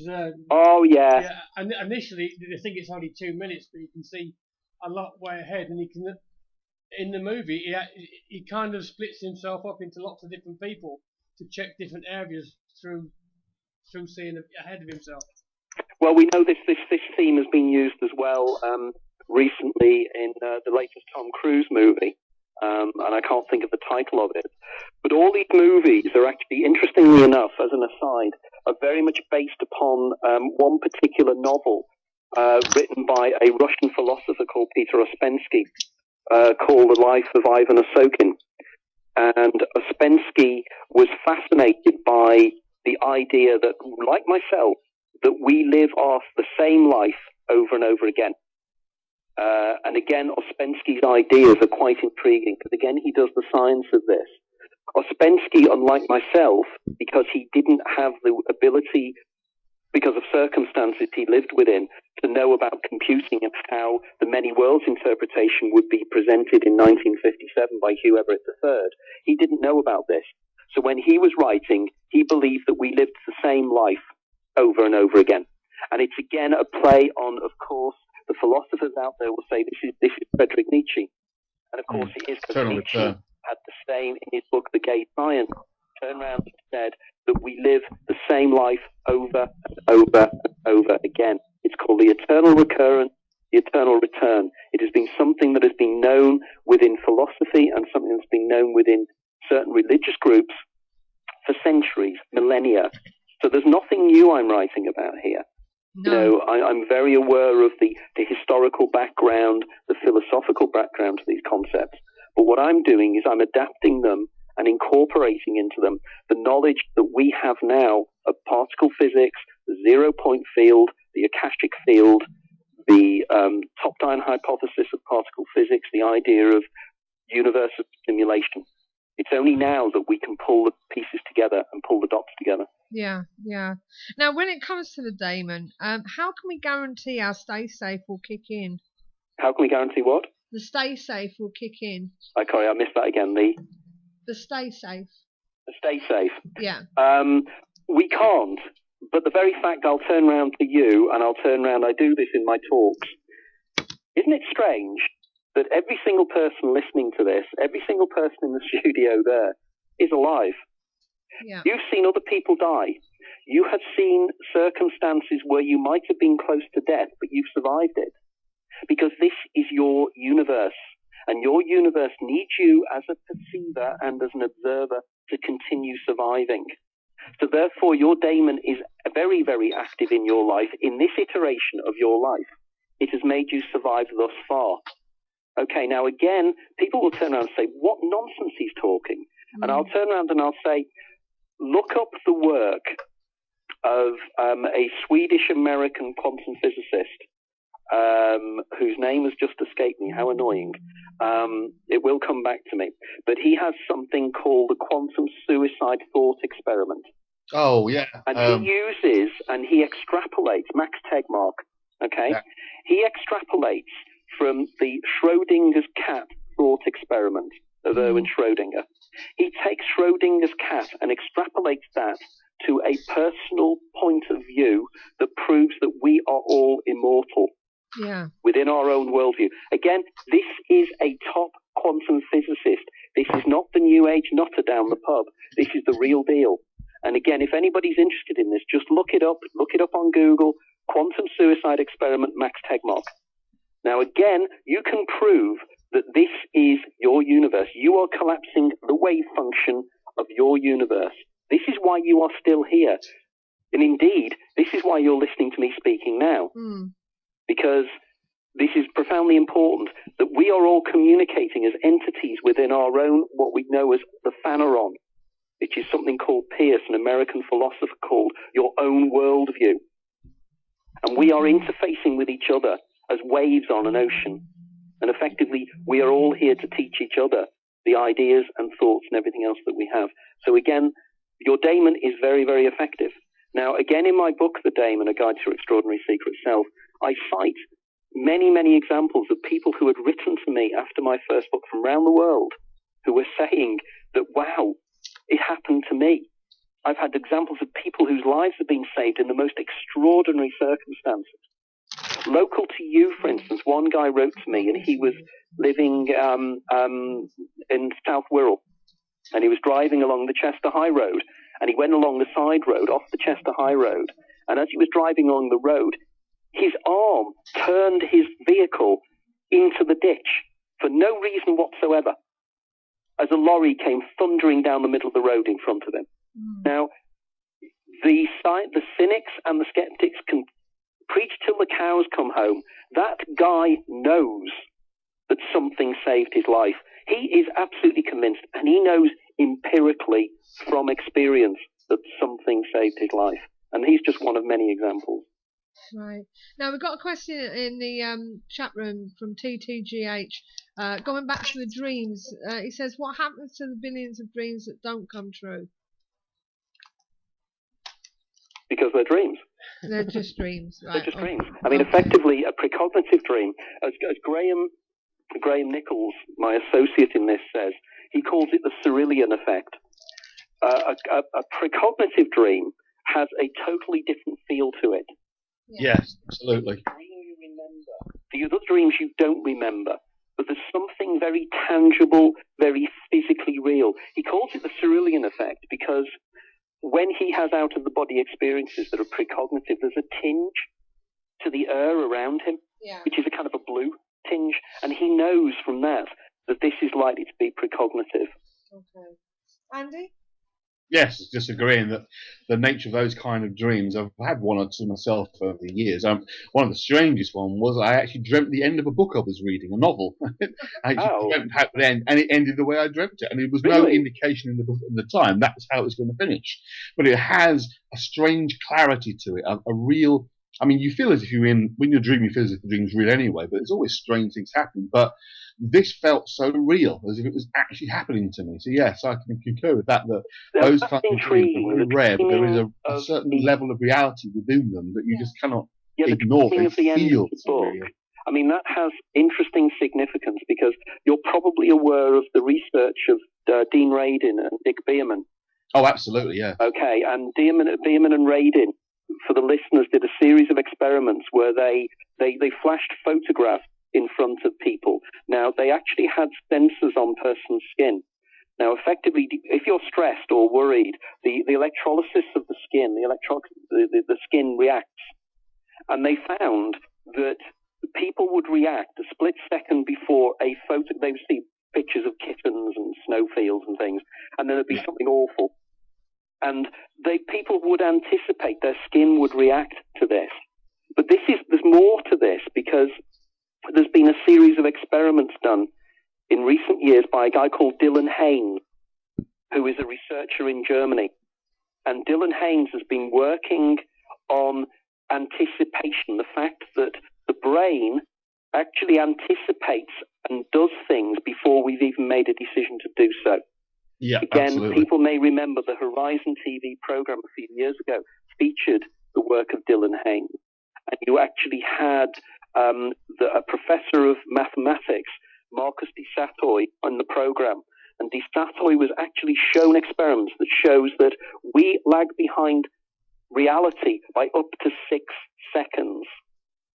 And at the end of the program, and I put this up on my Facebook site a few weeks ago, at the end of the program, de Satoy is sitting outside the experimental theatre, and he said, I cannot even accept what I've just seen, but I know it is true because I've experienced it. Now, this means effectively that we can monitor the immediate future, and we do so, like the seeing of the book. Seeing the ending of the book. That's a classic example. And people have these things happening all the time. It's just people don't talk about it. Steve, you had a question. Yeah, I've got a question and I've got a coincidence for you. Okay. I was listening to one of your interviews and you spoke a little bit about it there, about the cat. The what? The Schrodinger's cat. Schrodinger's cat, yeah. Yeah, and you probably don't see it, but we watch a program called Bones on TV. And I'd never heard of Schrodinger's cat, and all of a sudden it's mentioned on the TV program.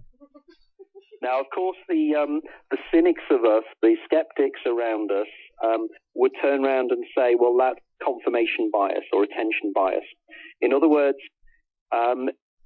you've never come across a concept before, and suddenly you see it everywhere. It's like you buy a new car, and you have a new red Audi, and then suddenly you see red Audis everywhere, even though beforehand you have not seen them because they're not registering some way. And there is a certain validity to that. I won't disagree with that.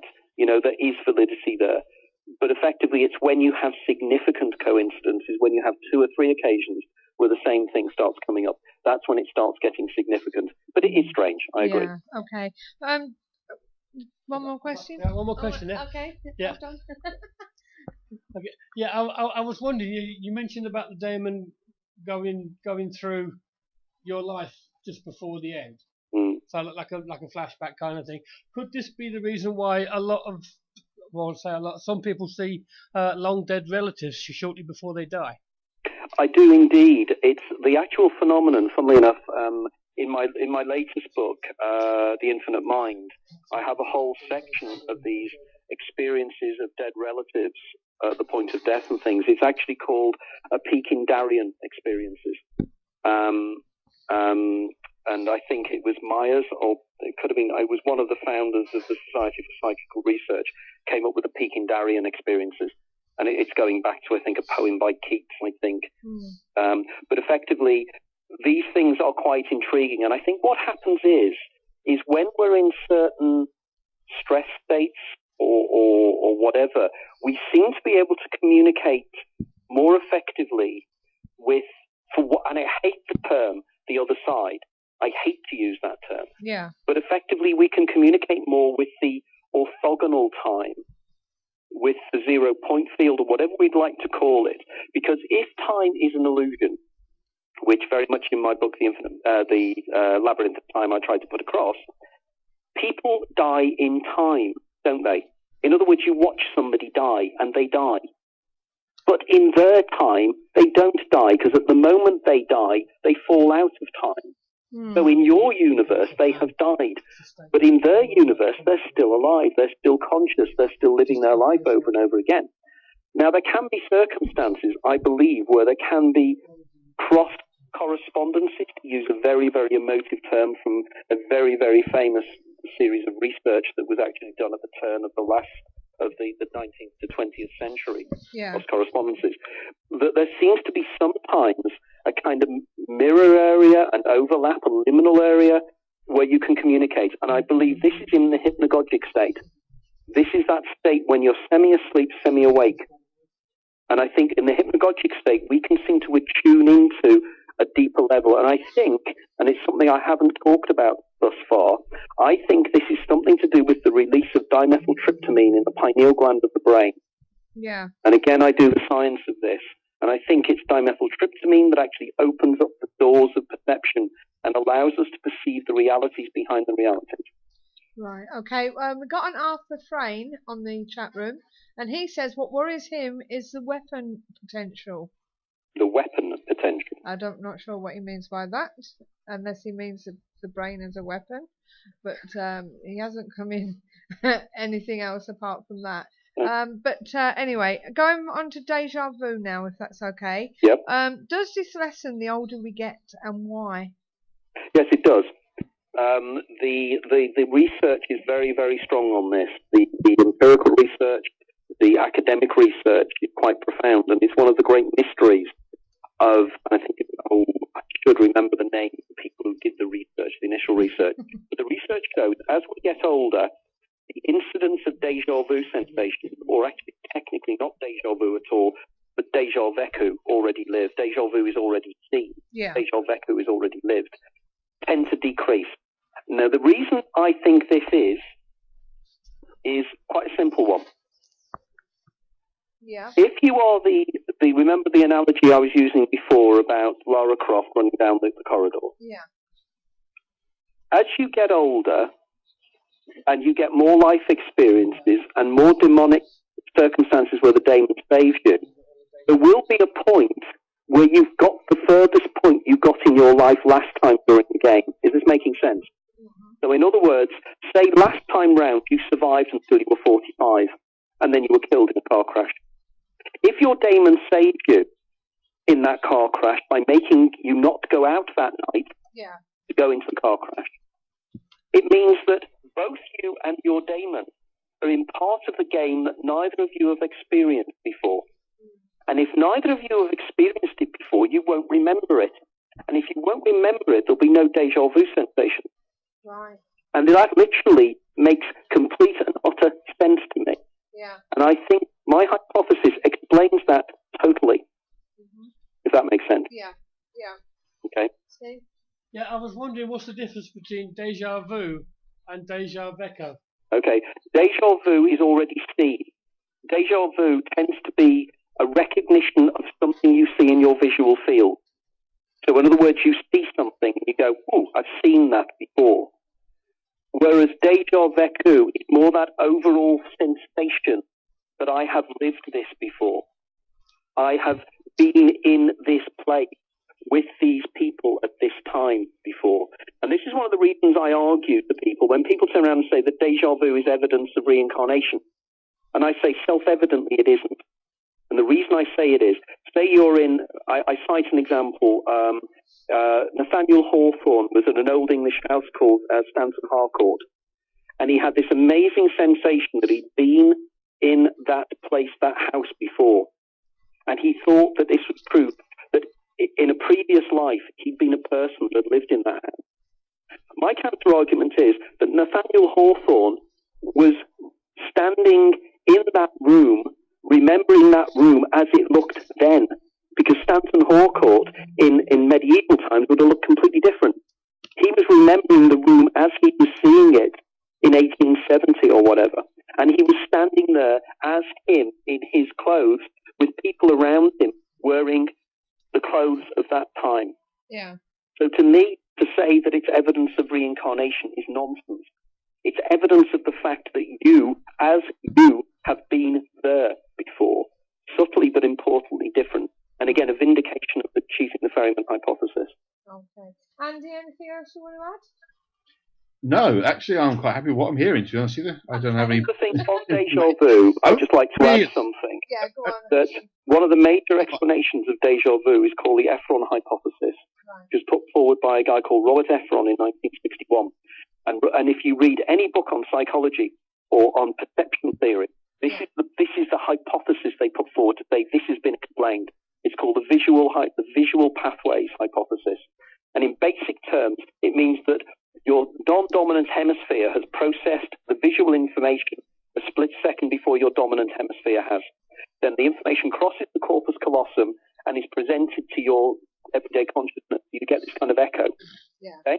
Now, what is fascinating about this is that about three years ago, a researcher called Akira O'Connor at the University of Leeds, who's part of the Chris Moulon research group. There is actually a research group in the University of Leeds who just researched déjà vu, by the way. They're run by a guy called Chris Moulon. Okay, Akira O'Connor, who was researching with Chris Moulon, discovered people who had been born blind. They had never seen anything in their lives. They were congenitally blind. They had déjà senti, I think it is, experiences, whereby they heard something again. Yeah. In other words, they would hear somebody say something to them and hear it again. Right. Now, what is significant about this is that the neurological pathways and the neurochemical pathways of the brain for visual systems works completely differently to the systems of hearing. In other words, the visual pathways theory is out of the water because the visual pathways theory cannot explain already heard, because they can't. Right, okay. We're going to round this up soon, so we've got just a couple more last questions for you. Steve? Yeah, we had a guest on, Steve Johnson, sometime last year, and he has precognitive dreams. They're completely mixed up when he gets them. But I just thought you might be interested in this. Very much so. Yeah, I mean, I'm very keen, if there is anybody out there, or you know of anybody, that has had precognitive dreams that they have actually recorded, or they have spoken to other people about, that there are witnesses to the fact. I am so keen to hear from them. It is profoundly important.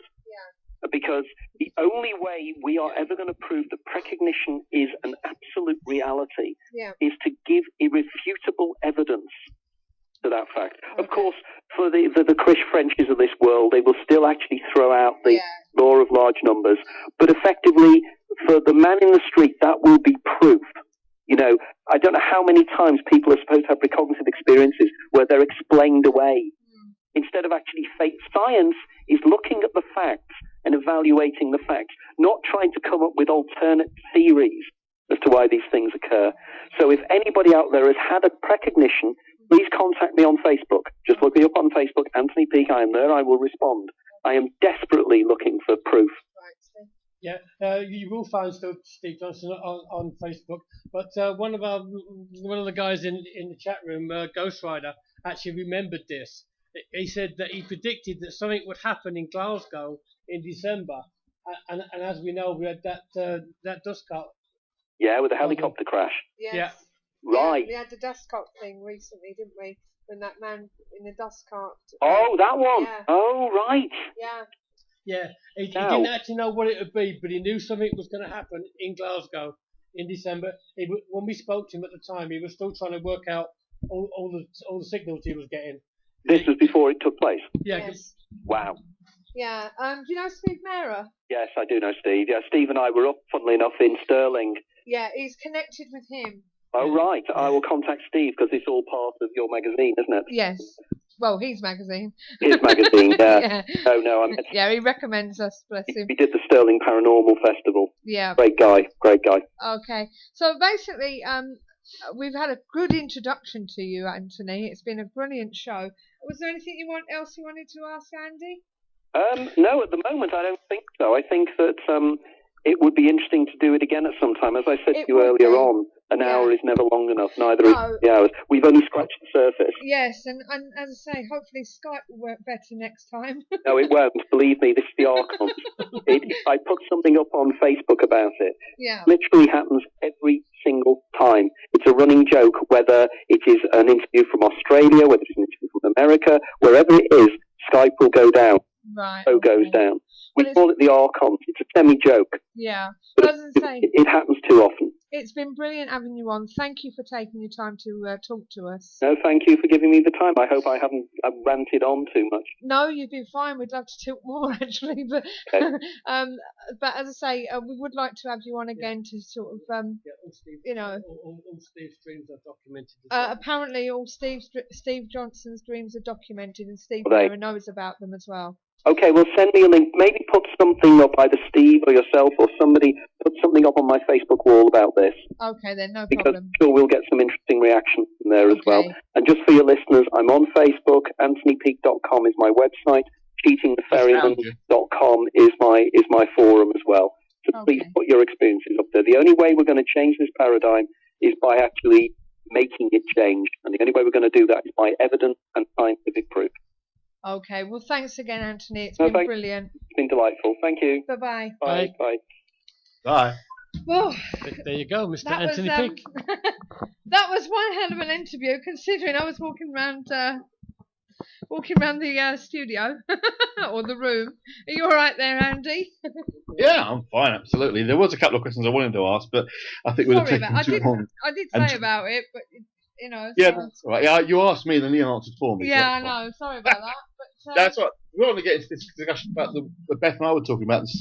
Are these lives simultaneously the same universe, alternate realities, or are they? Because the eternal return from Nietzsche, which he spoke of, is quite a different concept. Actually, the idea there is that reality just repeats itself over and over again. There's no variation or difference. It's just we're compelled to make the same yeah. choice, the same experiences over and over again. That's Nietzsche's idea. So it's a little different to what Anthony was talking about, but fair enough. I wanted to just ask you about where is this located. I mean, Yeah. and the idea that time is just this concept that we have, in a sense, created in order to understand the linearity or apparent linearity of the universe. That makes sense to me completely. But, Well, yeah. The only way I could it's actually not explained. get into hear you was walk over to the mic, with the mic to the speaker. So, you know, Okay. hopefully I did well. I like Beth's concept. That's definitely how I feel at the moment, and relax. So, you know, but as I say, That worked well. we Yeah, we no didn't problem. do too bad.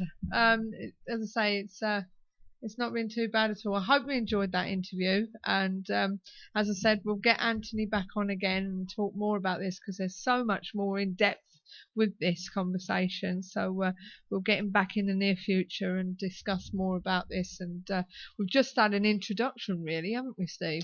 Yes, just Scratch the surface, scratch the as he surface said. of what is all about.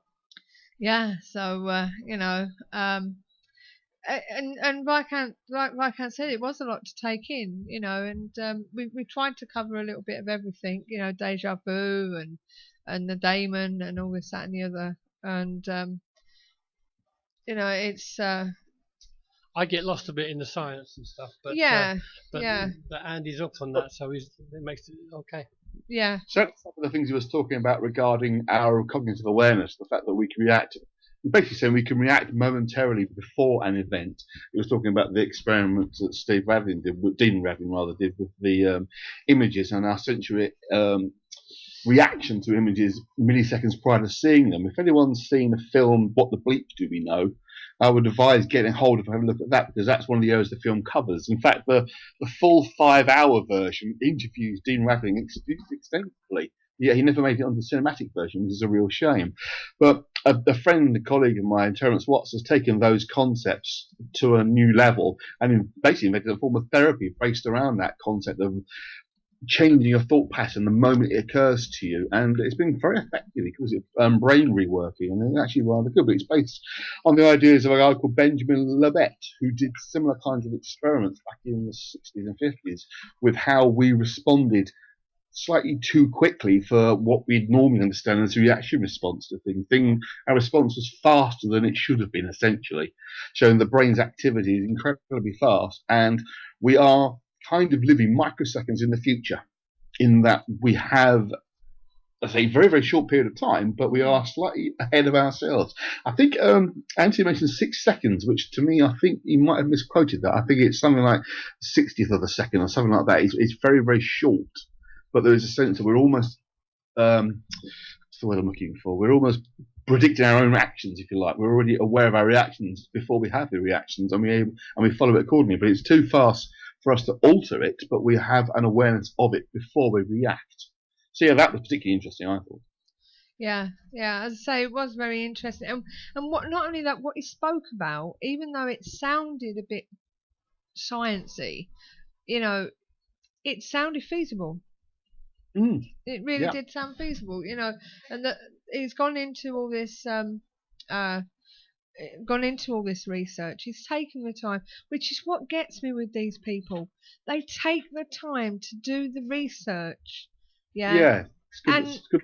And it is good, you know what I mean? And they obviously have the fire to do this, and I'll be honest with you, if I wasn't interested really, or if I thought something wasn't worth dealing with, I wouldn't take the time. So why do these people, there must be something in it when these people take the time to do all this research, go through the science and everything, Yeah. So hats off to them. It's not about Anthony, but about one of the observations that John gave us about the Newsham, When we were there,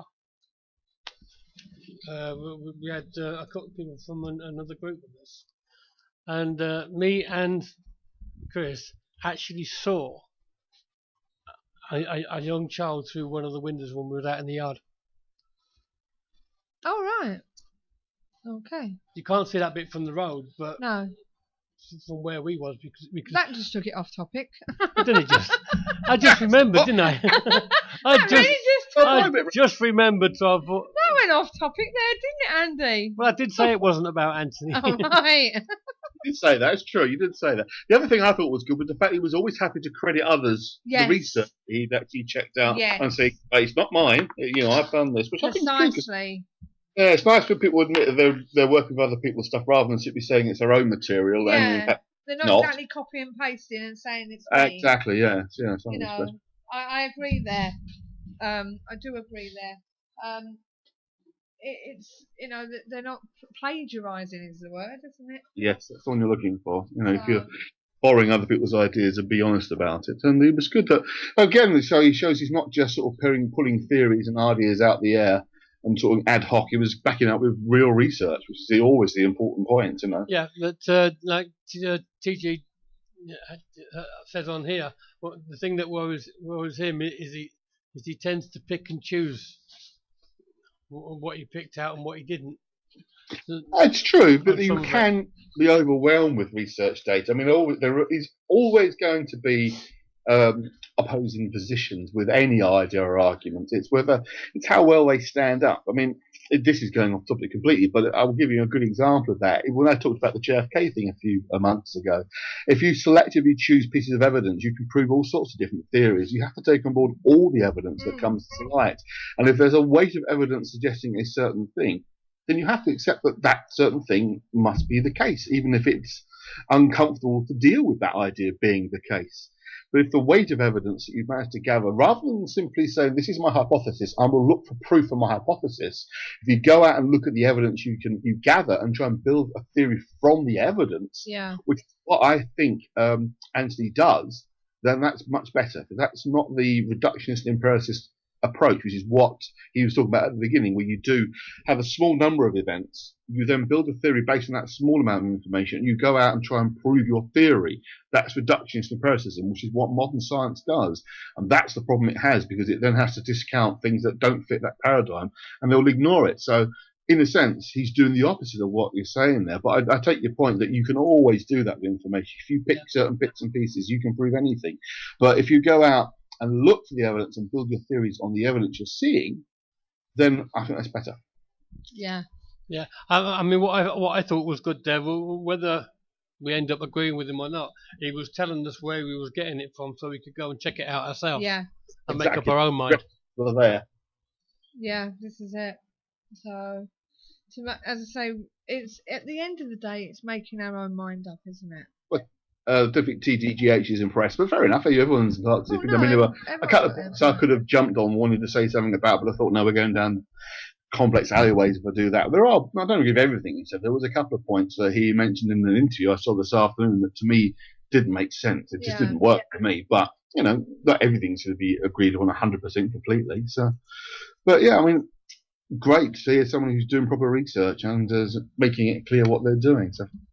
But I will reiterate what I actually put in the KTPF the other week.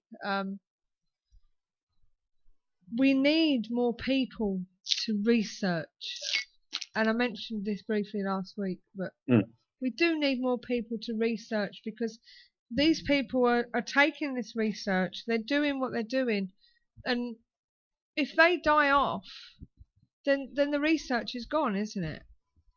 I think people always pick up. There is always a pickup. Yeah.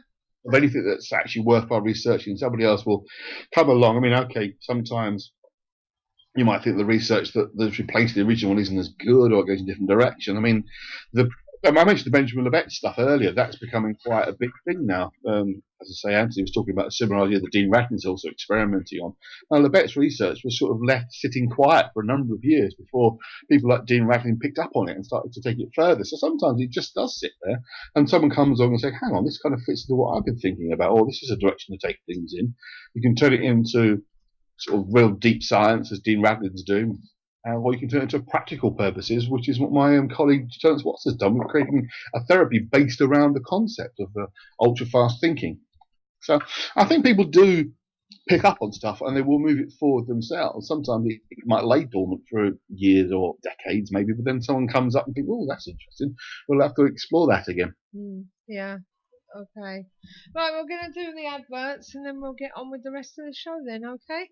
Indeed. Okay, we'll see you after these words.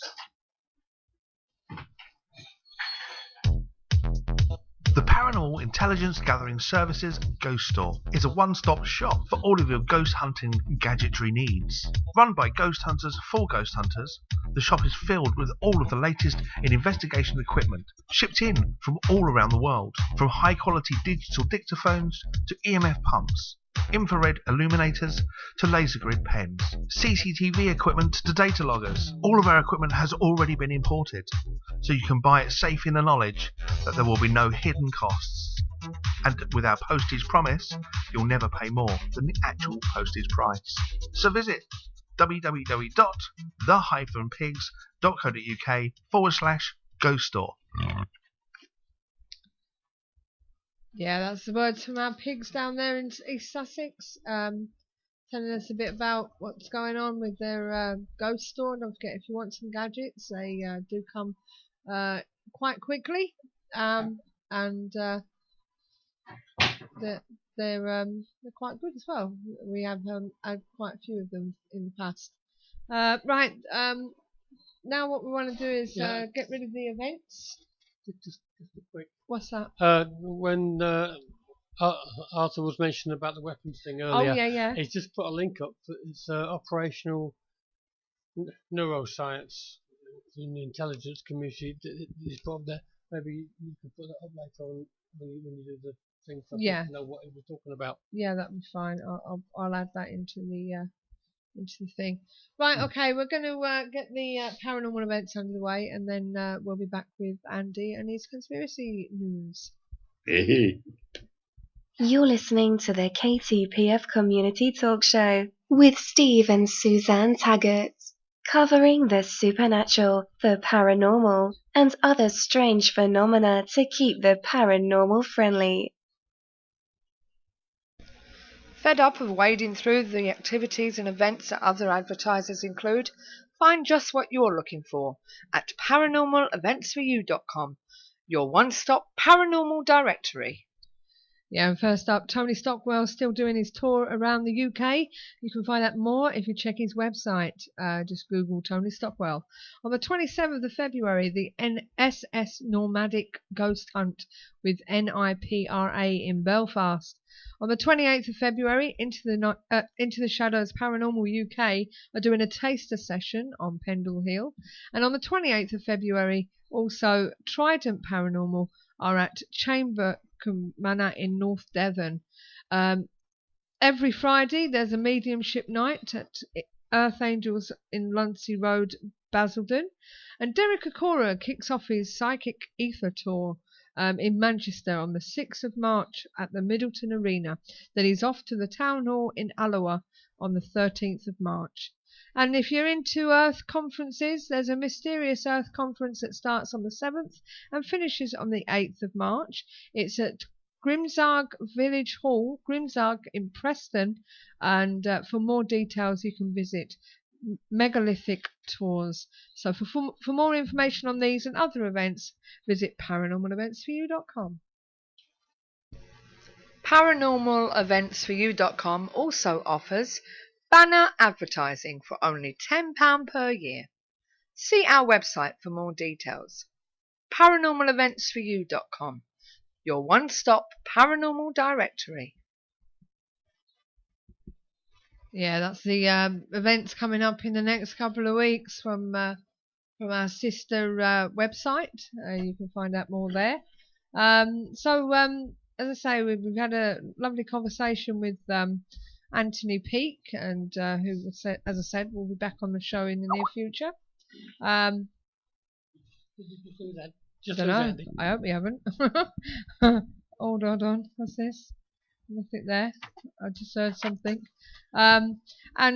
Just to give you another shout out for this, for anyone that wasn't here at the beginning of the show, if you have any true stories, ghost stories, Erica Gammon is writing a book, and she would like to hear from people who could come forward with their stories. Obviously, no one wants to be laughed at, as if they don't believe, but she can offer complete secrecy and anonymity, anonymous, if you want it. The only stipulation is the story must be true. So if you do have any stories that she could use for her book, then you can contact her at gammonsghost@gmail.com. We wish you all the best of luck with that. And how is that gammon spelt? Is that in gammon spelt? GAMMONS, ghost. Yeah, gammons. Lots of gammon steaks. Yeah. And unfortunately, she's not able to pay for the stories. No. So your payment will be having it in the book. So, don't forget, the KTPF Community Talk Show is supported by Phenomena Magazine and Beyond Parazine, which is available online now. And if you like what you're listening to, then don't forget to follow us via Facebook or Twitter. And remember to subscribe to our YouTube channels for our weekly radio shows if you've missed us or if you want to listen again. Phone lines are, we do have a phone line for you to call if you want to talk to us, but you can Skype in as well and speak directly when we have our guest on by adding ktpf.paranormalshow. Yeah, they're being asked, do you have a link for the young lady? No, that's all I've got, unfortunately. Is the just the email address. Just the email address. If you type in the email address on screen. I will do that for you right now. Bear with me. So what I'm going to do now is I'm going to play this and hand you over to Andy.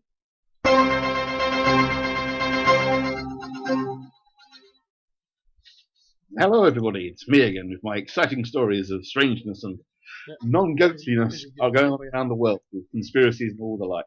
My first one this week is one that's been buzzing around a lot, and I'm sure people have already come across this, but I'll put it up anyway, which is a former Obama advisor claiming there is information about UFOs that the American government are keeping secret.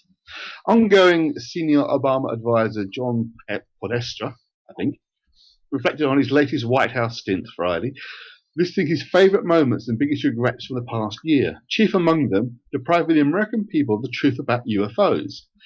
Pistorius's long-time fascination with UFOs is well documented, and his brief political hiatus following 4 years as Bill Clinton's chief of staff freed him up to pursue his otherworldly passion. In 2002 press conference organised by the Coalition for Freedom of Information, Podesta, sorry, I'll get the pronunciation correct eventually, Podesta spoke of the importance of disclosing government UFO investigations to the public. It's time to find out what the truth really is out there, he said. We ought to do it really because it's right. We ought to do it, quite frankly, because the American people can handle the truth. And we ought to do it because it's the law. Now, the interesting thing with this is what is he actually saying? I'm not entirely sure what he's saying. Is he saying, yes, there are definite UFOs, we've kept them all secret? Or is it there's none at all? Because the truth is there isn't any. You know, it's not entirely clear from any of the versions of the article I've read that what he's actually saying. I mean, if it just goes on that he went on to tweet on Friday, the Washington Post recorded an exchange of one of its reporters had with Podesta in 2007. Why is there silly names over there? Karen Tumulty had asked Podesta about reports that the Clinton Library in Little Rock, Arkansas had been bombarded with Freedom of Information Act requests, specifically seeking email correspondence to and from the former Chief of Staff, including terms like X-Files and Area 51. Podesta's response through a spokesperson was, "The truth is out there," the tagline for the TV show X-Files, of which Podesta is known to be a fan. So again, he's saying the truth is out there, but there's no indication what that truth might actually be. So I do find that quite intriguing. It's almost, you sometimes get this with retiring politicians, that they'll throw something sort of left field out there to get noticed because he's done that and it's been noticed. I do think, give it a few months' time, he'll have his biography will be out, which people want to buy to see if there's any UFO stories inside there. Not that I'm being cynical, of course, but it does make you wonder. What do you think of that one, guys? It's the old story, isn't it? Something or nothing. You just give them a little tease and let them run with it. Exactly, as I say, if he's going to have a book coming out. Well, if he's going to have a book out, which is almost certainly the case, you're going to go and buy it and see if there's any mention of UFOs in his book. And think, okay, see what's going on there. Keeping with America for the moment, here's my next little linky boos. This is the Arizona lights being spotted again. Apparently this is the umpteenth time these particular set of lights have been seen over the area. You may be familiar with a case called the Phoenix lights back in 2007, I think it was. Perhaps the most famous Arizona UFO sighting. And at first glance, the lights in the photograph are not dissimilar in terms of the way in which they appear to be moving, or the arrangement that they have. Previously seen in August 2014, these lights were grouped over Houston, Texas, and were videoed and photographed. Some have suggested there may be a swarm of drones or a formation of aircraft, while others have gone for a far more interesting idea that they are a formation of UFOs. But in the usual Huffington Post style, I always love the way they write this stuff. The article starts with, either a large flock of birds are now wearing bicycle lights or for added safety, or something odd is happening in the US. For the second time in 12 months, a large group of a ring of lights has been spotted hovering in the sky, suggesting that not only is it a UFO, but one that's been around for some time. The latest sighting over the Estrella Mountains in Arizona, where a driver was able to capture the collection of lights from the distance. And then there's a photograph, if you see, of the lights. Now, it's not easy to make a lot out of the photograph itself. There's something in the bottom right corner, could be a pylon on something in the background, just trying to give a sense of scale or size of this thing. So it's hard to say, really. But these echo the images captured by numerous people back in August 2014, when a mass sighting of lights over Houston, Texas was videoed. So it seems there seems to be this collection of lights being spotted at various places over America over the last few years. So that was quite interesting. Again, explanations going back to the original Phoenix lights suggested there were flares that were let off as part of a military exercise, but they did remain in formation for a length of time and only slowly descended behind the mountains, which seems a little odd for flares moving so synchronously with each other. The video footage is there showing the lights, and it does appear to be fairly low on the horizon and not too far away from the looks of the picture. But again, it's hard to tell because, as always, it's in the middle of the night, so you can't really tell scale or distance. But what do you think of that one, guys? Interesting? Well, when I first saw it, I thought it was one of them black screen so you get the motorway. You know, the information flashing up. Oh yes, yes. Because it looked like that, but the more he was driving, he wasn't catching up with it. So it makes you wonder. To maintain distance, didn't it? Yeah. Often when things maintain distance like that in a car, it's because they're actually very far away as well. I mean, you get that sometimes. You imagine you find yourself walking towards, say, a tall building, or often on the coast, you're walking towards nearby cliffs. It seems to take ages for this thing to get any closer to you because of the distance that's involved. So, it's certainly intriguing. Well, according to TTGH, he said the military in America have been doing manoeuvres on the outskirts of the cities in the last 12 months. That wouldn't surprise me. I think the American do an awful. I mean, you guys know my theory about a lot of this UFO stuff is actually American experimental craft and weaponry being tested. But you never know. Here's one that, excuse me, from our favourite place for a UFO sighting is the good old-fashioned International Space Station that's cropped up yet again in a UFO site. And I thought the first, oh no, it's the same one I've seen before, but no, this is another new one. There's a bit of video footage there which shows the object. So I'll just move my screen over slightly. A prolific UFO hunter believes that he has spotted yet another mysterious object floating near the International Space Station. Posting an excerpt of the NASA video feed from the ISS on YouTube early morning on Friday, early Friday morning, Friday the 13th. But what does the video excerpt actually show? The YouTube poster Street Cap One, who maintains one of the video site's most active UFO spotting accounts, calls the strange phenomena a flash that occurs somewhere near the space station. Take a look at the video above so you can have a look for yourself and see the video footage.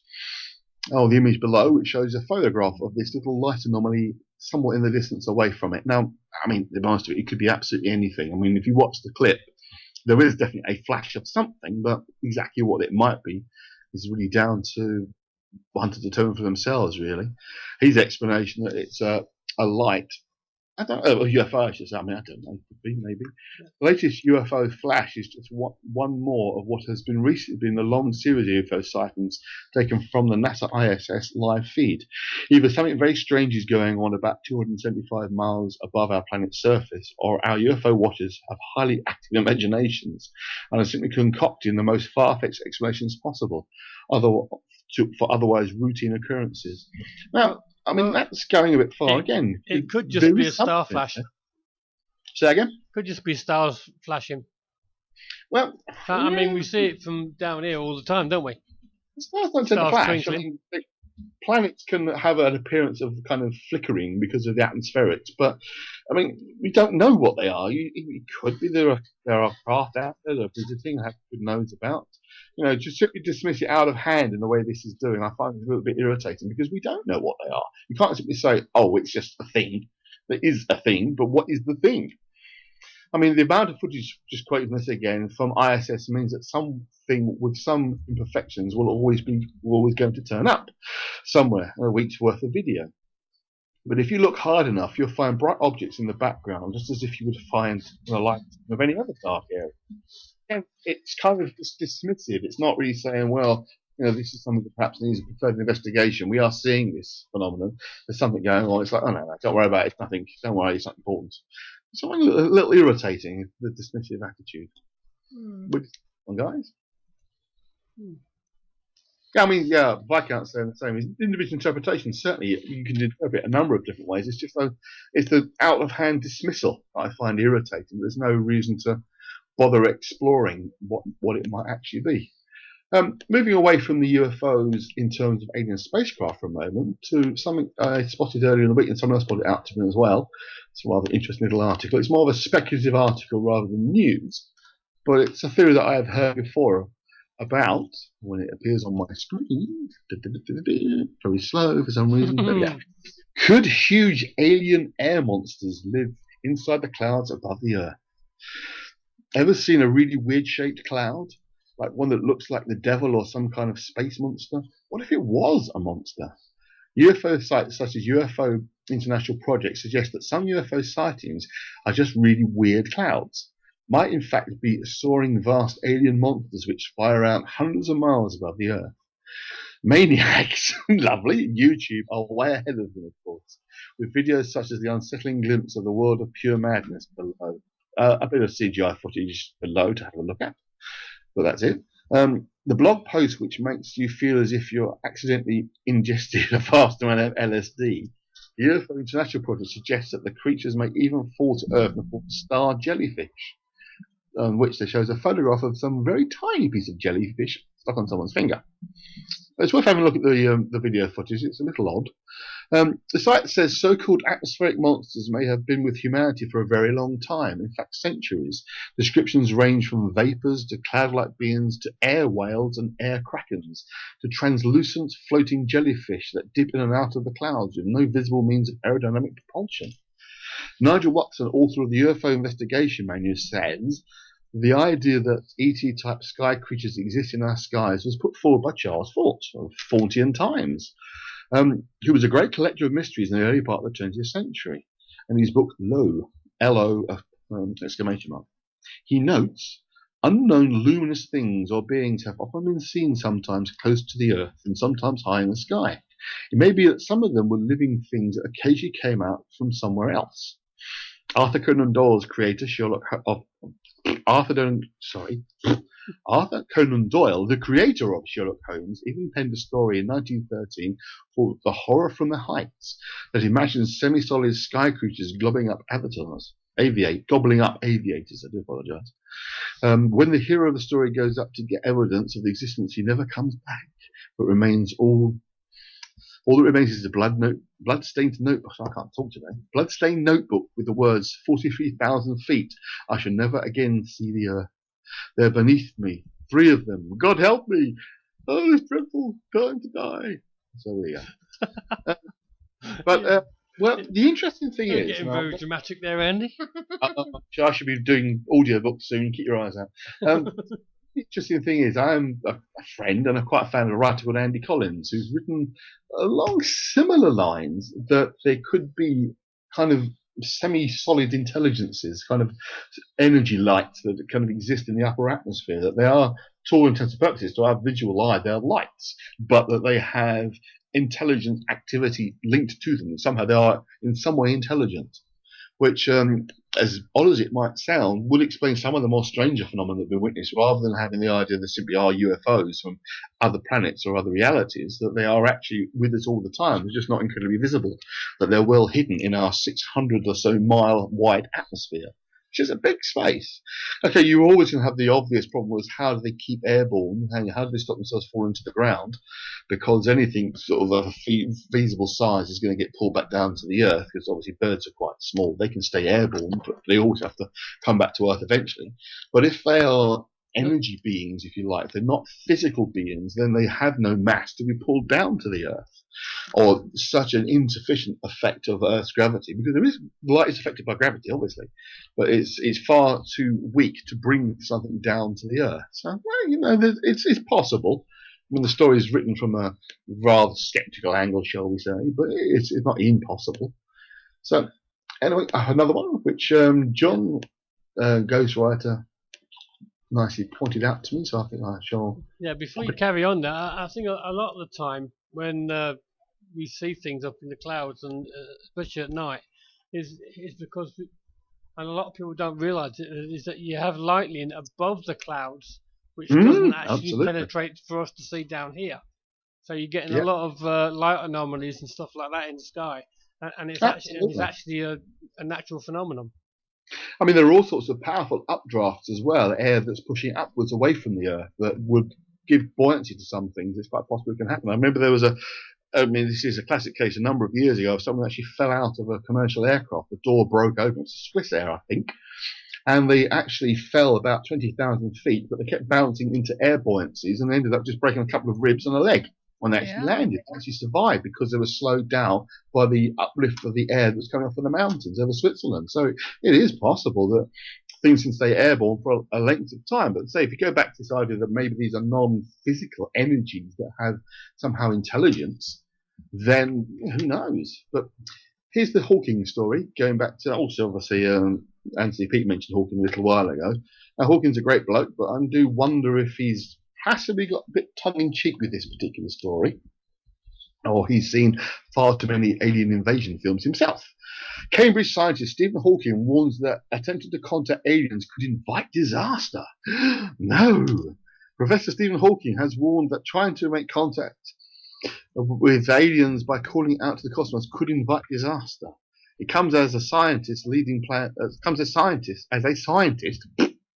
leading. Put your teeth in, boy. I can't read today. It comes as a scientist leading plans seek out. It's not me. That isn't very good grammar, actually. It comes as a scientist leading plans to seek out ET. Believes that one way we could convince advanced aliens that we're intelligent by species by teaching the rules of cricket. That isn't me misreading that, guys. That is actually really badly worded. The one way we can do it is to actually teach them the rule of cricket, which I'm a cricket fan, so I can help out with that one. No problem at all. But if these critics are right, the chances are that who or whatever picks up the signals would want to take us on or even invade Lords. Members of SETI, Search for Extraterrestrial Intelligence, are preparing for the next step in actively calling out instead of just listening. I do apologise for listening audience. My teeth have decided to fall out and go upside down in my mouth, and I can't speak English anymore. But this isn't actually very well written, I have to say. What is known as active SETI will be under serious discussion this week at the annual meeting of American Association for the Advancement of Science in San Jose, California. SETI spokesman Dr. Seth Sostak outlined methods of being explored of conducting active SETI within the next 2 years. I'm going to give up reading this because I'm making a pig's ear of it. Basically, they're talking about sending out intelligence signals and conversation, trying to elicit response. And I think in a bit of a joke, Professor Hawking has said that we might be inviting disaster of being attacked by these aliens. And the response of the writer was that we should perhaps teach them the rule of cricket, because cricket's very confusing and it would be great fun to play with alien beings. Now, as a big fan of cricket, I would say that I would rather play aliens at the moment than play in the World Cup, who are going to get slashed, absolutely smashed to bits. I shall leave that car wreck of a story behind and go on to my last one. Okay. Yeah, I'm not sure that calling out to other beings is such a good idea, to be honest. I don't think there's a problem with it, to be honest with you. I don't think we're going to find anybody who understands the bloody word we're saying, because the way language works is different enough on Earth, much less aliens out there. So yeah, I don't. The other thing I think you got the problem there is that our technology at the present time would take absolutely centuries to get anywhere. This is the problem. We have got the obvious problem of faster than light travel. Is something that we have. So if we challenged them to a game of cricket, by the time they heard it and got here, there might not be any more cricket. Well, cricket's a slow game, so it wouldn't be too bad a problem. I don't think it's quite that slow, Andy. Viscount said, I'm sure we did this before in the 70s and got a signal back from a distant planet. No definitive signal. There is the WOW signal that was recorded a few years back, where it was SETI, obviously picking up radio signals, a bit of a massively powerful signal that the thinking is it was something either absolutely gigantic or it was unnatural. It was I hate to say man-made, but intelligent life form made. But that was just the one-off signal called the WOW signal. If you look up on Google the WOW signal, it's quite an interesting little story. Going on that signal there, if it could have just been that the signal we sent out has actually hit something and just bounced back and got distorted along the way, so it could be our own signal we're listening to. No, because they have got a rough idea of where and how far away the signal was. Of course, you have the other problem, is that huge distance. It's travelling at sublight speed, means it happened a very, very, very long time ago.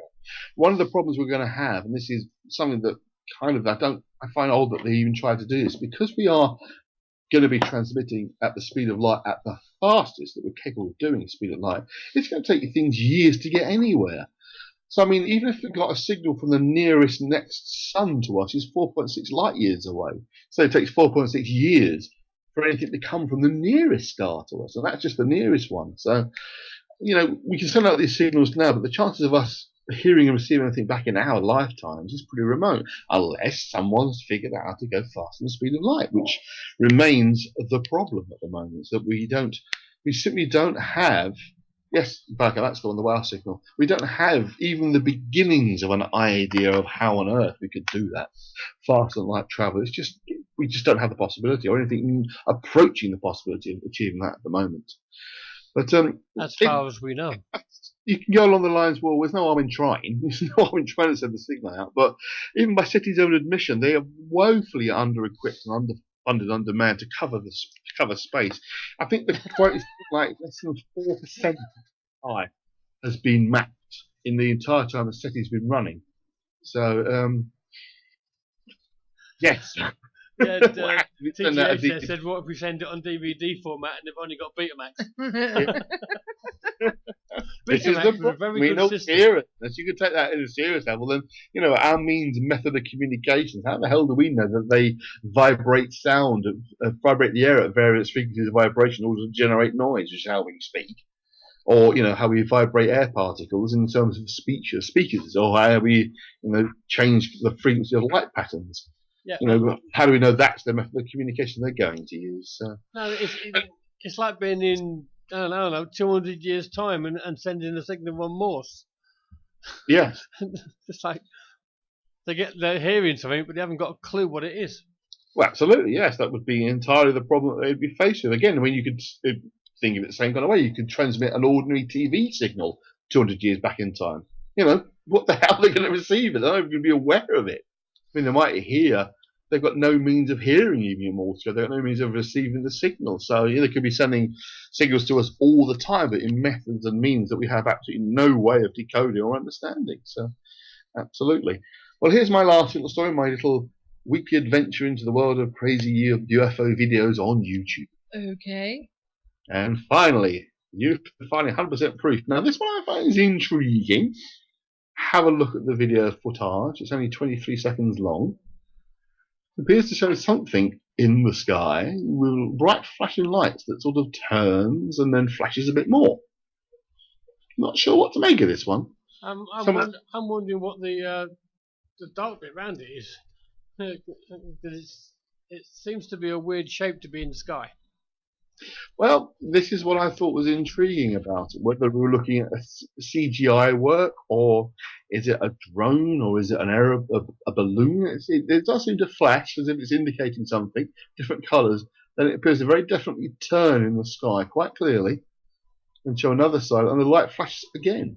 It's possible it could be some form of blimp. Yes, I was wondering of that. The only thing I think, if it's an airship style, that would be a little strange is how it moves so quickly and turns on itself, and the airship blimp type things, they have to turn in an arc. They can't turn on themselves, i.e. it's stationary and turning around on its own accord. And say, well, like, you can stand up now, you can turn around 360, no problem at all, but you can't do that in your car. You have to go around in a semicircle or a circle in order to turn the car around. Similarly with an airship or blimp type vehicle, you'd have to maneuver around, you have to turn in space. You can't simply turn around where you are statically. I mean, it could be some kind of a remote-controlled aircraft or something that someone's built. I don't know, but I wouldn't say it was 100% proof of UFOs as the original posters put up. I mean, it was uploaded a long while ago, back in 2010, but I just found it quite fascinating. Do we have airships where the engines can actually turn? Because if that's the case, if they just turn the engine, it would turn like that. Well, it would. Again, you've still got the same problem. You have to have a turning arc. Any kind of balloon-type vehicle would require a turning arc in order to change direction. It is again, a light aircraft. Anything that can turn like that without any, arc or movement, simply turning round in the sky, is odd. It is something that's odd. I think you might be wrong there, Andy. Why? Well, it wouldn't need that big of arc. If they just turn the engine to the side and pushed away, it would, at one end, it would turn the tail end straight round. It wouldn't need to go on a big arc. But this has got no arc. It's turning on itself. Yeah, but if it's from where it is, you wouldn't actually know just how big an arc it was. But no, it's no arc. You can see there wouldn't be any at all. Where it is, it's turning where it is. TTGH said the small blimp can turn on 6 points. On 6 points? Apparently. Which is not a lot. No. Oh, I've gone off the show bit. Okay, fair enough. Okay. Anyway, so is that your last one then? Nice, I liked it. I thought it was an intriguing one. It wasn't your usual kind of silliness you normally get, or some weird thing dot of fire in the distance, which is like you could be anything. That looks more intriguing to me. But I yeah, agree. It does look intriguing as to what it was. yeah, I've got one little more one that was a photograph that popped up on Facebook. I haven't found the origins of it, but was being discussed by a paranormal forum, which I thought was quite an intriguing little picture. Just thought I'd put it up and see if anyone else thinks. This is just the picture itself. Apparently it was taken in America, surprise, surprise, at some dance competition. Between acts, the girls are sitting having a rest, and then this figure standing up appears to be turning quite quickly, just in white, on the right of the picture. You see the picture? Yeah. If you look at her legs, there is a lack of leg below the knee. Now, one or two people said that one of the girls looks like she's looking at her, but most of the people seem to be completely ignoring her. One girl who's looking in her direction could be looking at the person turning rapidly, or could be looking at the girl who's almost looking towards the camera. But certainly nobody else is looking in that woman's general direction. Now, I mean, the blurring could be because she's moving quite fast, but it is a bit intriguing as to what happened to her legs, where they've vanished away to. Because one could be behind the girl at the extreme right, but the other one seems to stop very suddenly. So I thought it was just a little bit of an odd photograph. Could she be jumping up and kicking her legs back? Again, it's been suggested by people. But as I say, that as far as... Or as a complete cynic, could it just be photoshopped? Yes. Don't know. I just thought it was an interesting photograph, as I say. It is. I mean, at first I thought she was standing behind something. Yeah. So, that was the first thought. A lower legs will be below, but you can actually see a dark line between her legs and the floor there. So it would seem to suggest that there's nothing there. I don't know. I just thought it was a bit on the odd side myself. So. Okay. Well, thanks very much, Andy. That's Andy's Conspiracy Files. Well, that's about it for this evening's show. Don't forget to tune in next week when we have Alison Winrider returning to offer you readings live on air. So if you're interested in having a reading, then please let us know by sending your name to the show at ktpf.co.uk. That's show at ktpf.co.uk. And remember to add us on your Skype, because it would be better to do Skype readings for the connection, which is ktpf.paranormalshow. That's ktpf.paranormalshow. And don't forget, if you would like to be on the show, then email us at admin@ktpf.co.uk. We're always open to discuss any specific areas of this genre, including ghosts, monsters, psychic phenomena, and other supernatural and unexplained mysteries. Remember, this is your show too, so get involved. Just to let you know, a bit of a heads up on what's coming up in the next few weeks. We have Larry Warren joining us on the 1st of March. He's going to be talking to us about a bit more about his whistleblowing at Rendlesham. If you remember rightly, he was the one and only whistleblower whose actions first broke the news worldwide to the UK's best known and best documented UFO event. He is a co-writer of the best-selling novel Left at Eastgate, a first-hand account of the Rendlesham Forest UFO incident, its cover-up and investigation. So we're going to be talking more to him about that. I understand this time he's going to actually give us his blow-by-blow account of what he experienced that night as well, which is what. Yes, that's what we're hoping for. And on the 8th of March, what we're going to be doing is we're going to be discussing demonology, Hollywood fantasy or fact.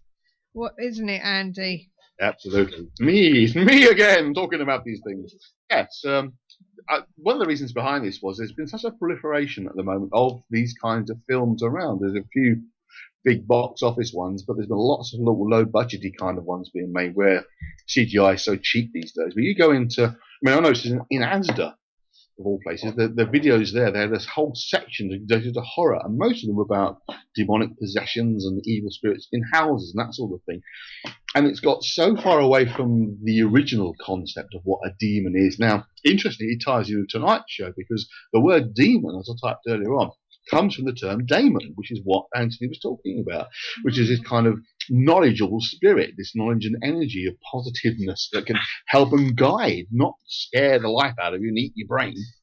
that's where demon comes from. But because Christian Church concept is that anything other than God is evil by its own nature, other than angels, I suppose. Therefore, if it's a daemon, it must be a demon which is evil, to become demonized by the Christian Church. So I thought it was really important that we address some of the anomalies. Again, another little point I'm going to point out, which I think some people find controversial. Up until the film The Exorcist, Ouija boards were just a toy. They weren't seen as anything dangerous or scary or monstrous. It's only because they were used in the hugely successful film The Exorcist that they're now seen as being a tool of evil only. And so it's quite intriguing that, again, Hollywood have Hollywoodized something, use it as a prop for an idea, and that idea has then become standard as if it's actually the reality of what's going on. And I'm now stumbling and pausing what I'm saying because I've just clicked on this link of the Ghost of the Macho Man. As a fan of wrestling myself, I have rather used this photograph of the Macho Man Randy Savage doing one of these usual elbow dives onto Jesus himself, which is a bit disconcerting. Okay. It's a bit funny, that one. So, and the 15th of March, this is a change to our original lineup. We have Don Phillips and Steve Mehra. Don Phillips is from GSI Paranormal.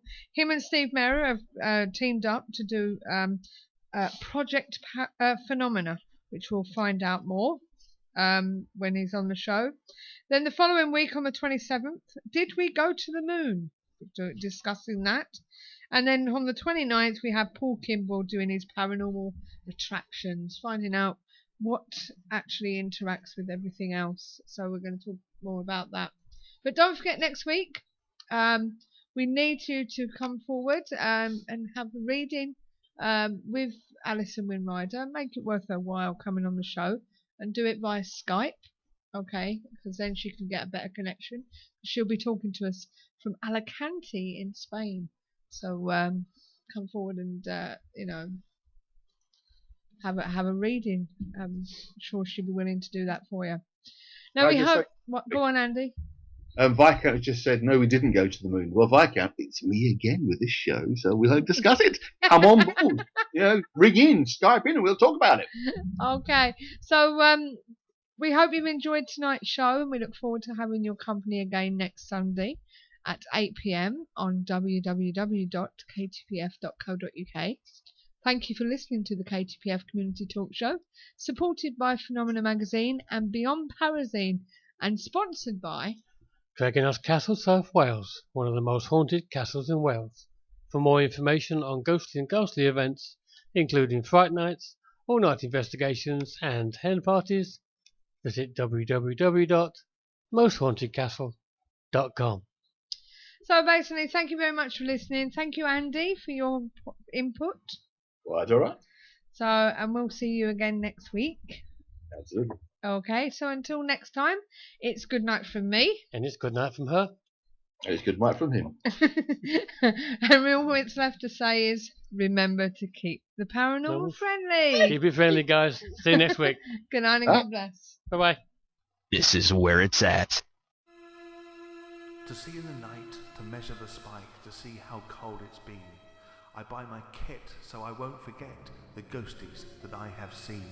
The Paranormal Intelligence Gathering Services Ghost Store. So visit www.the-pigs.co.uk/ghost store.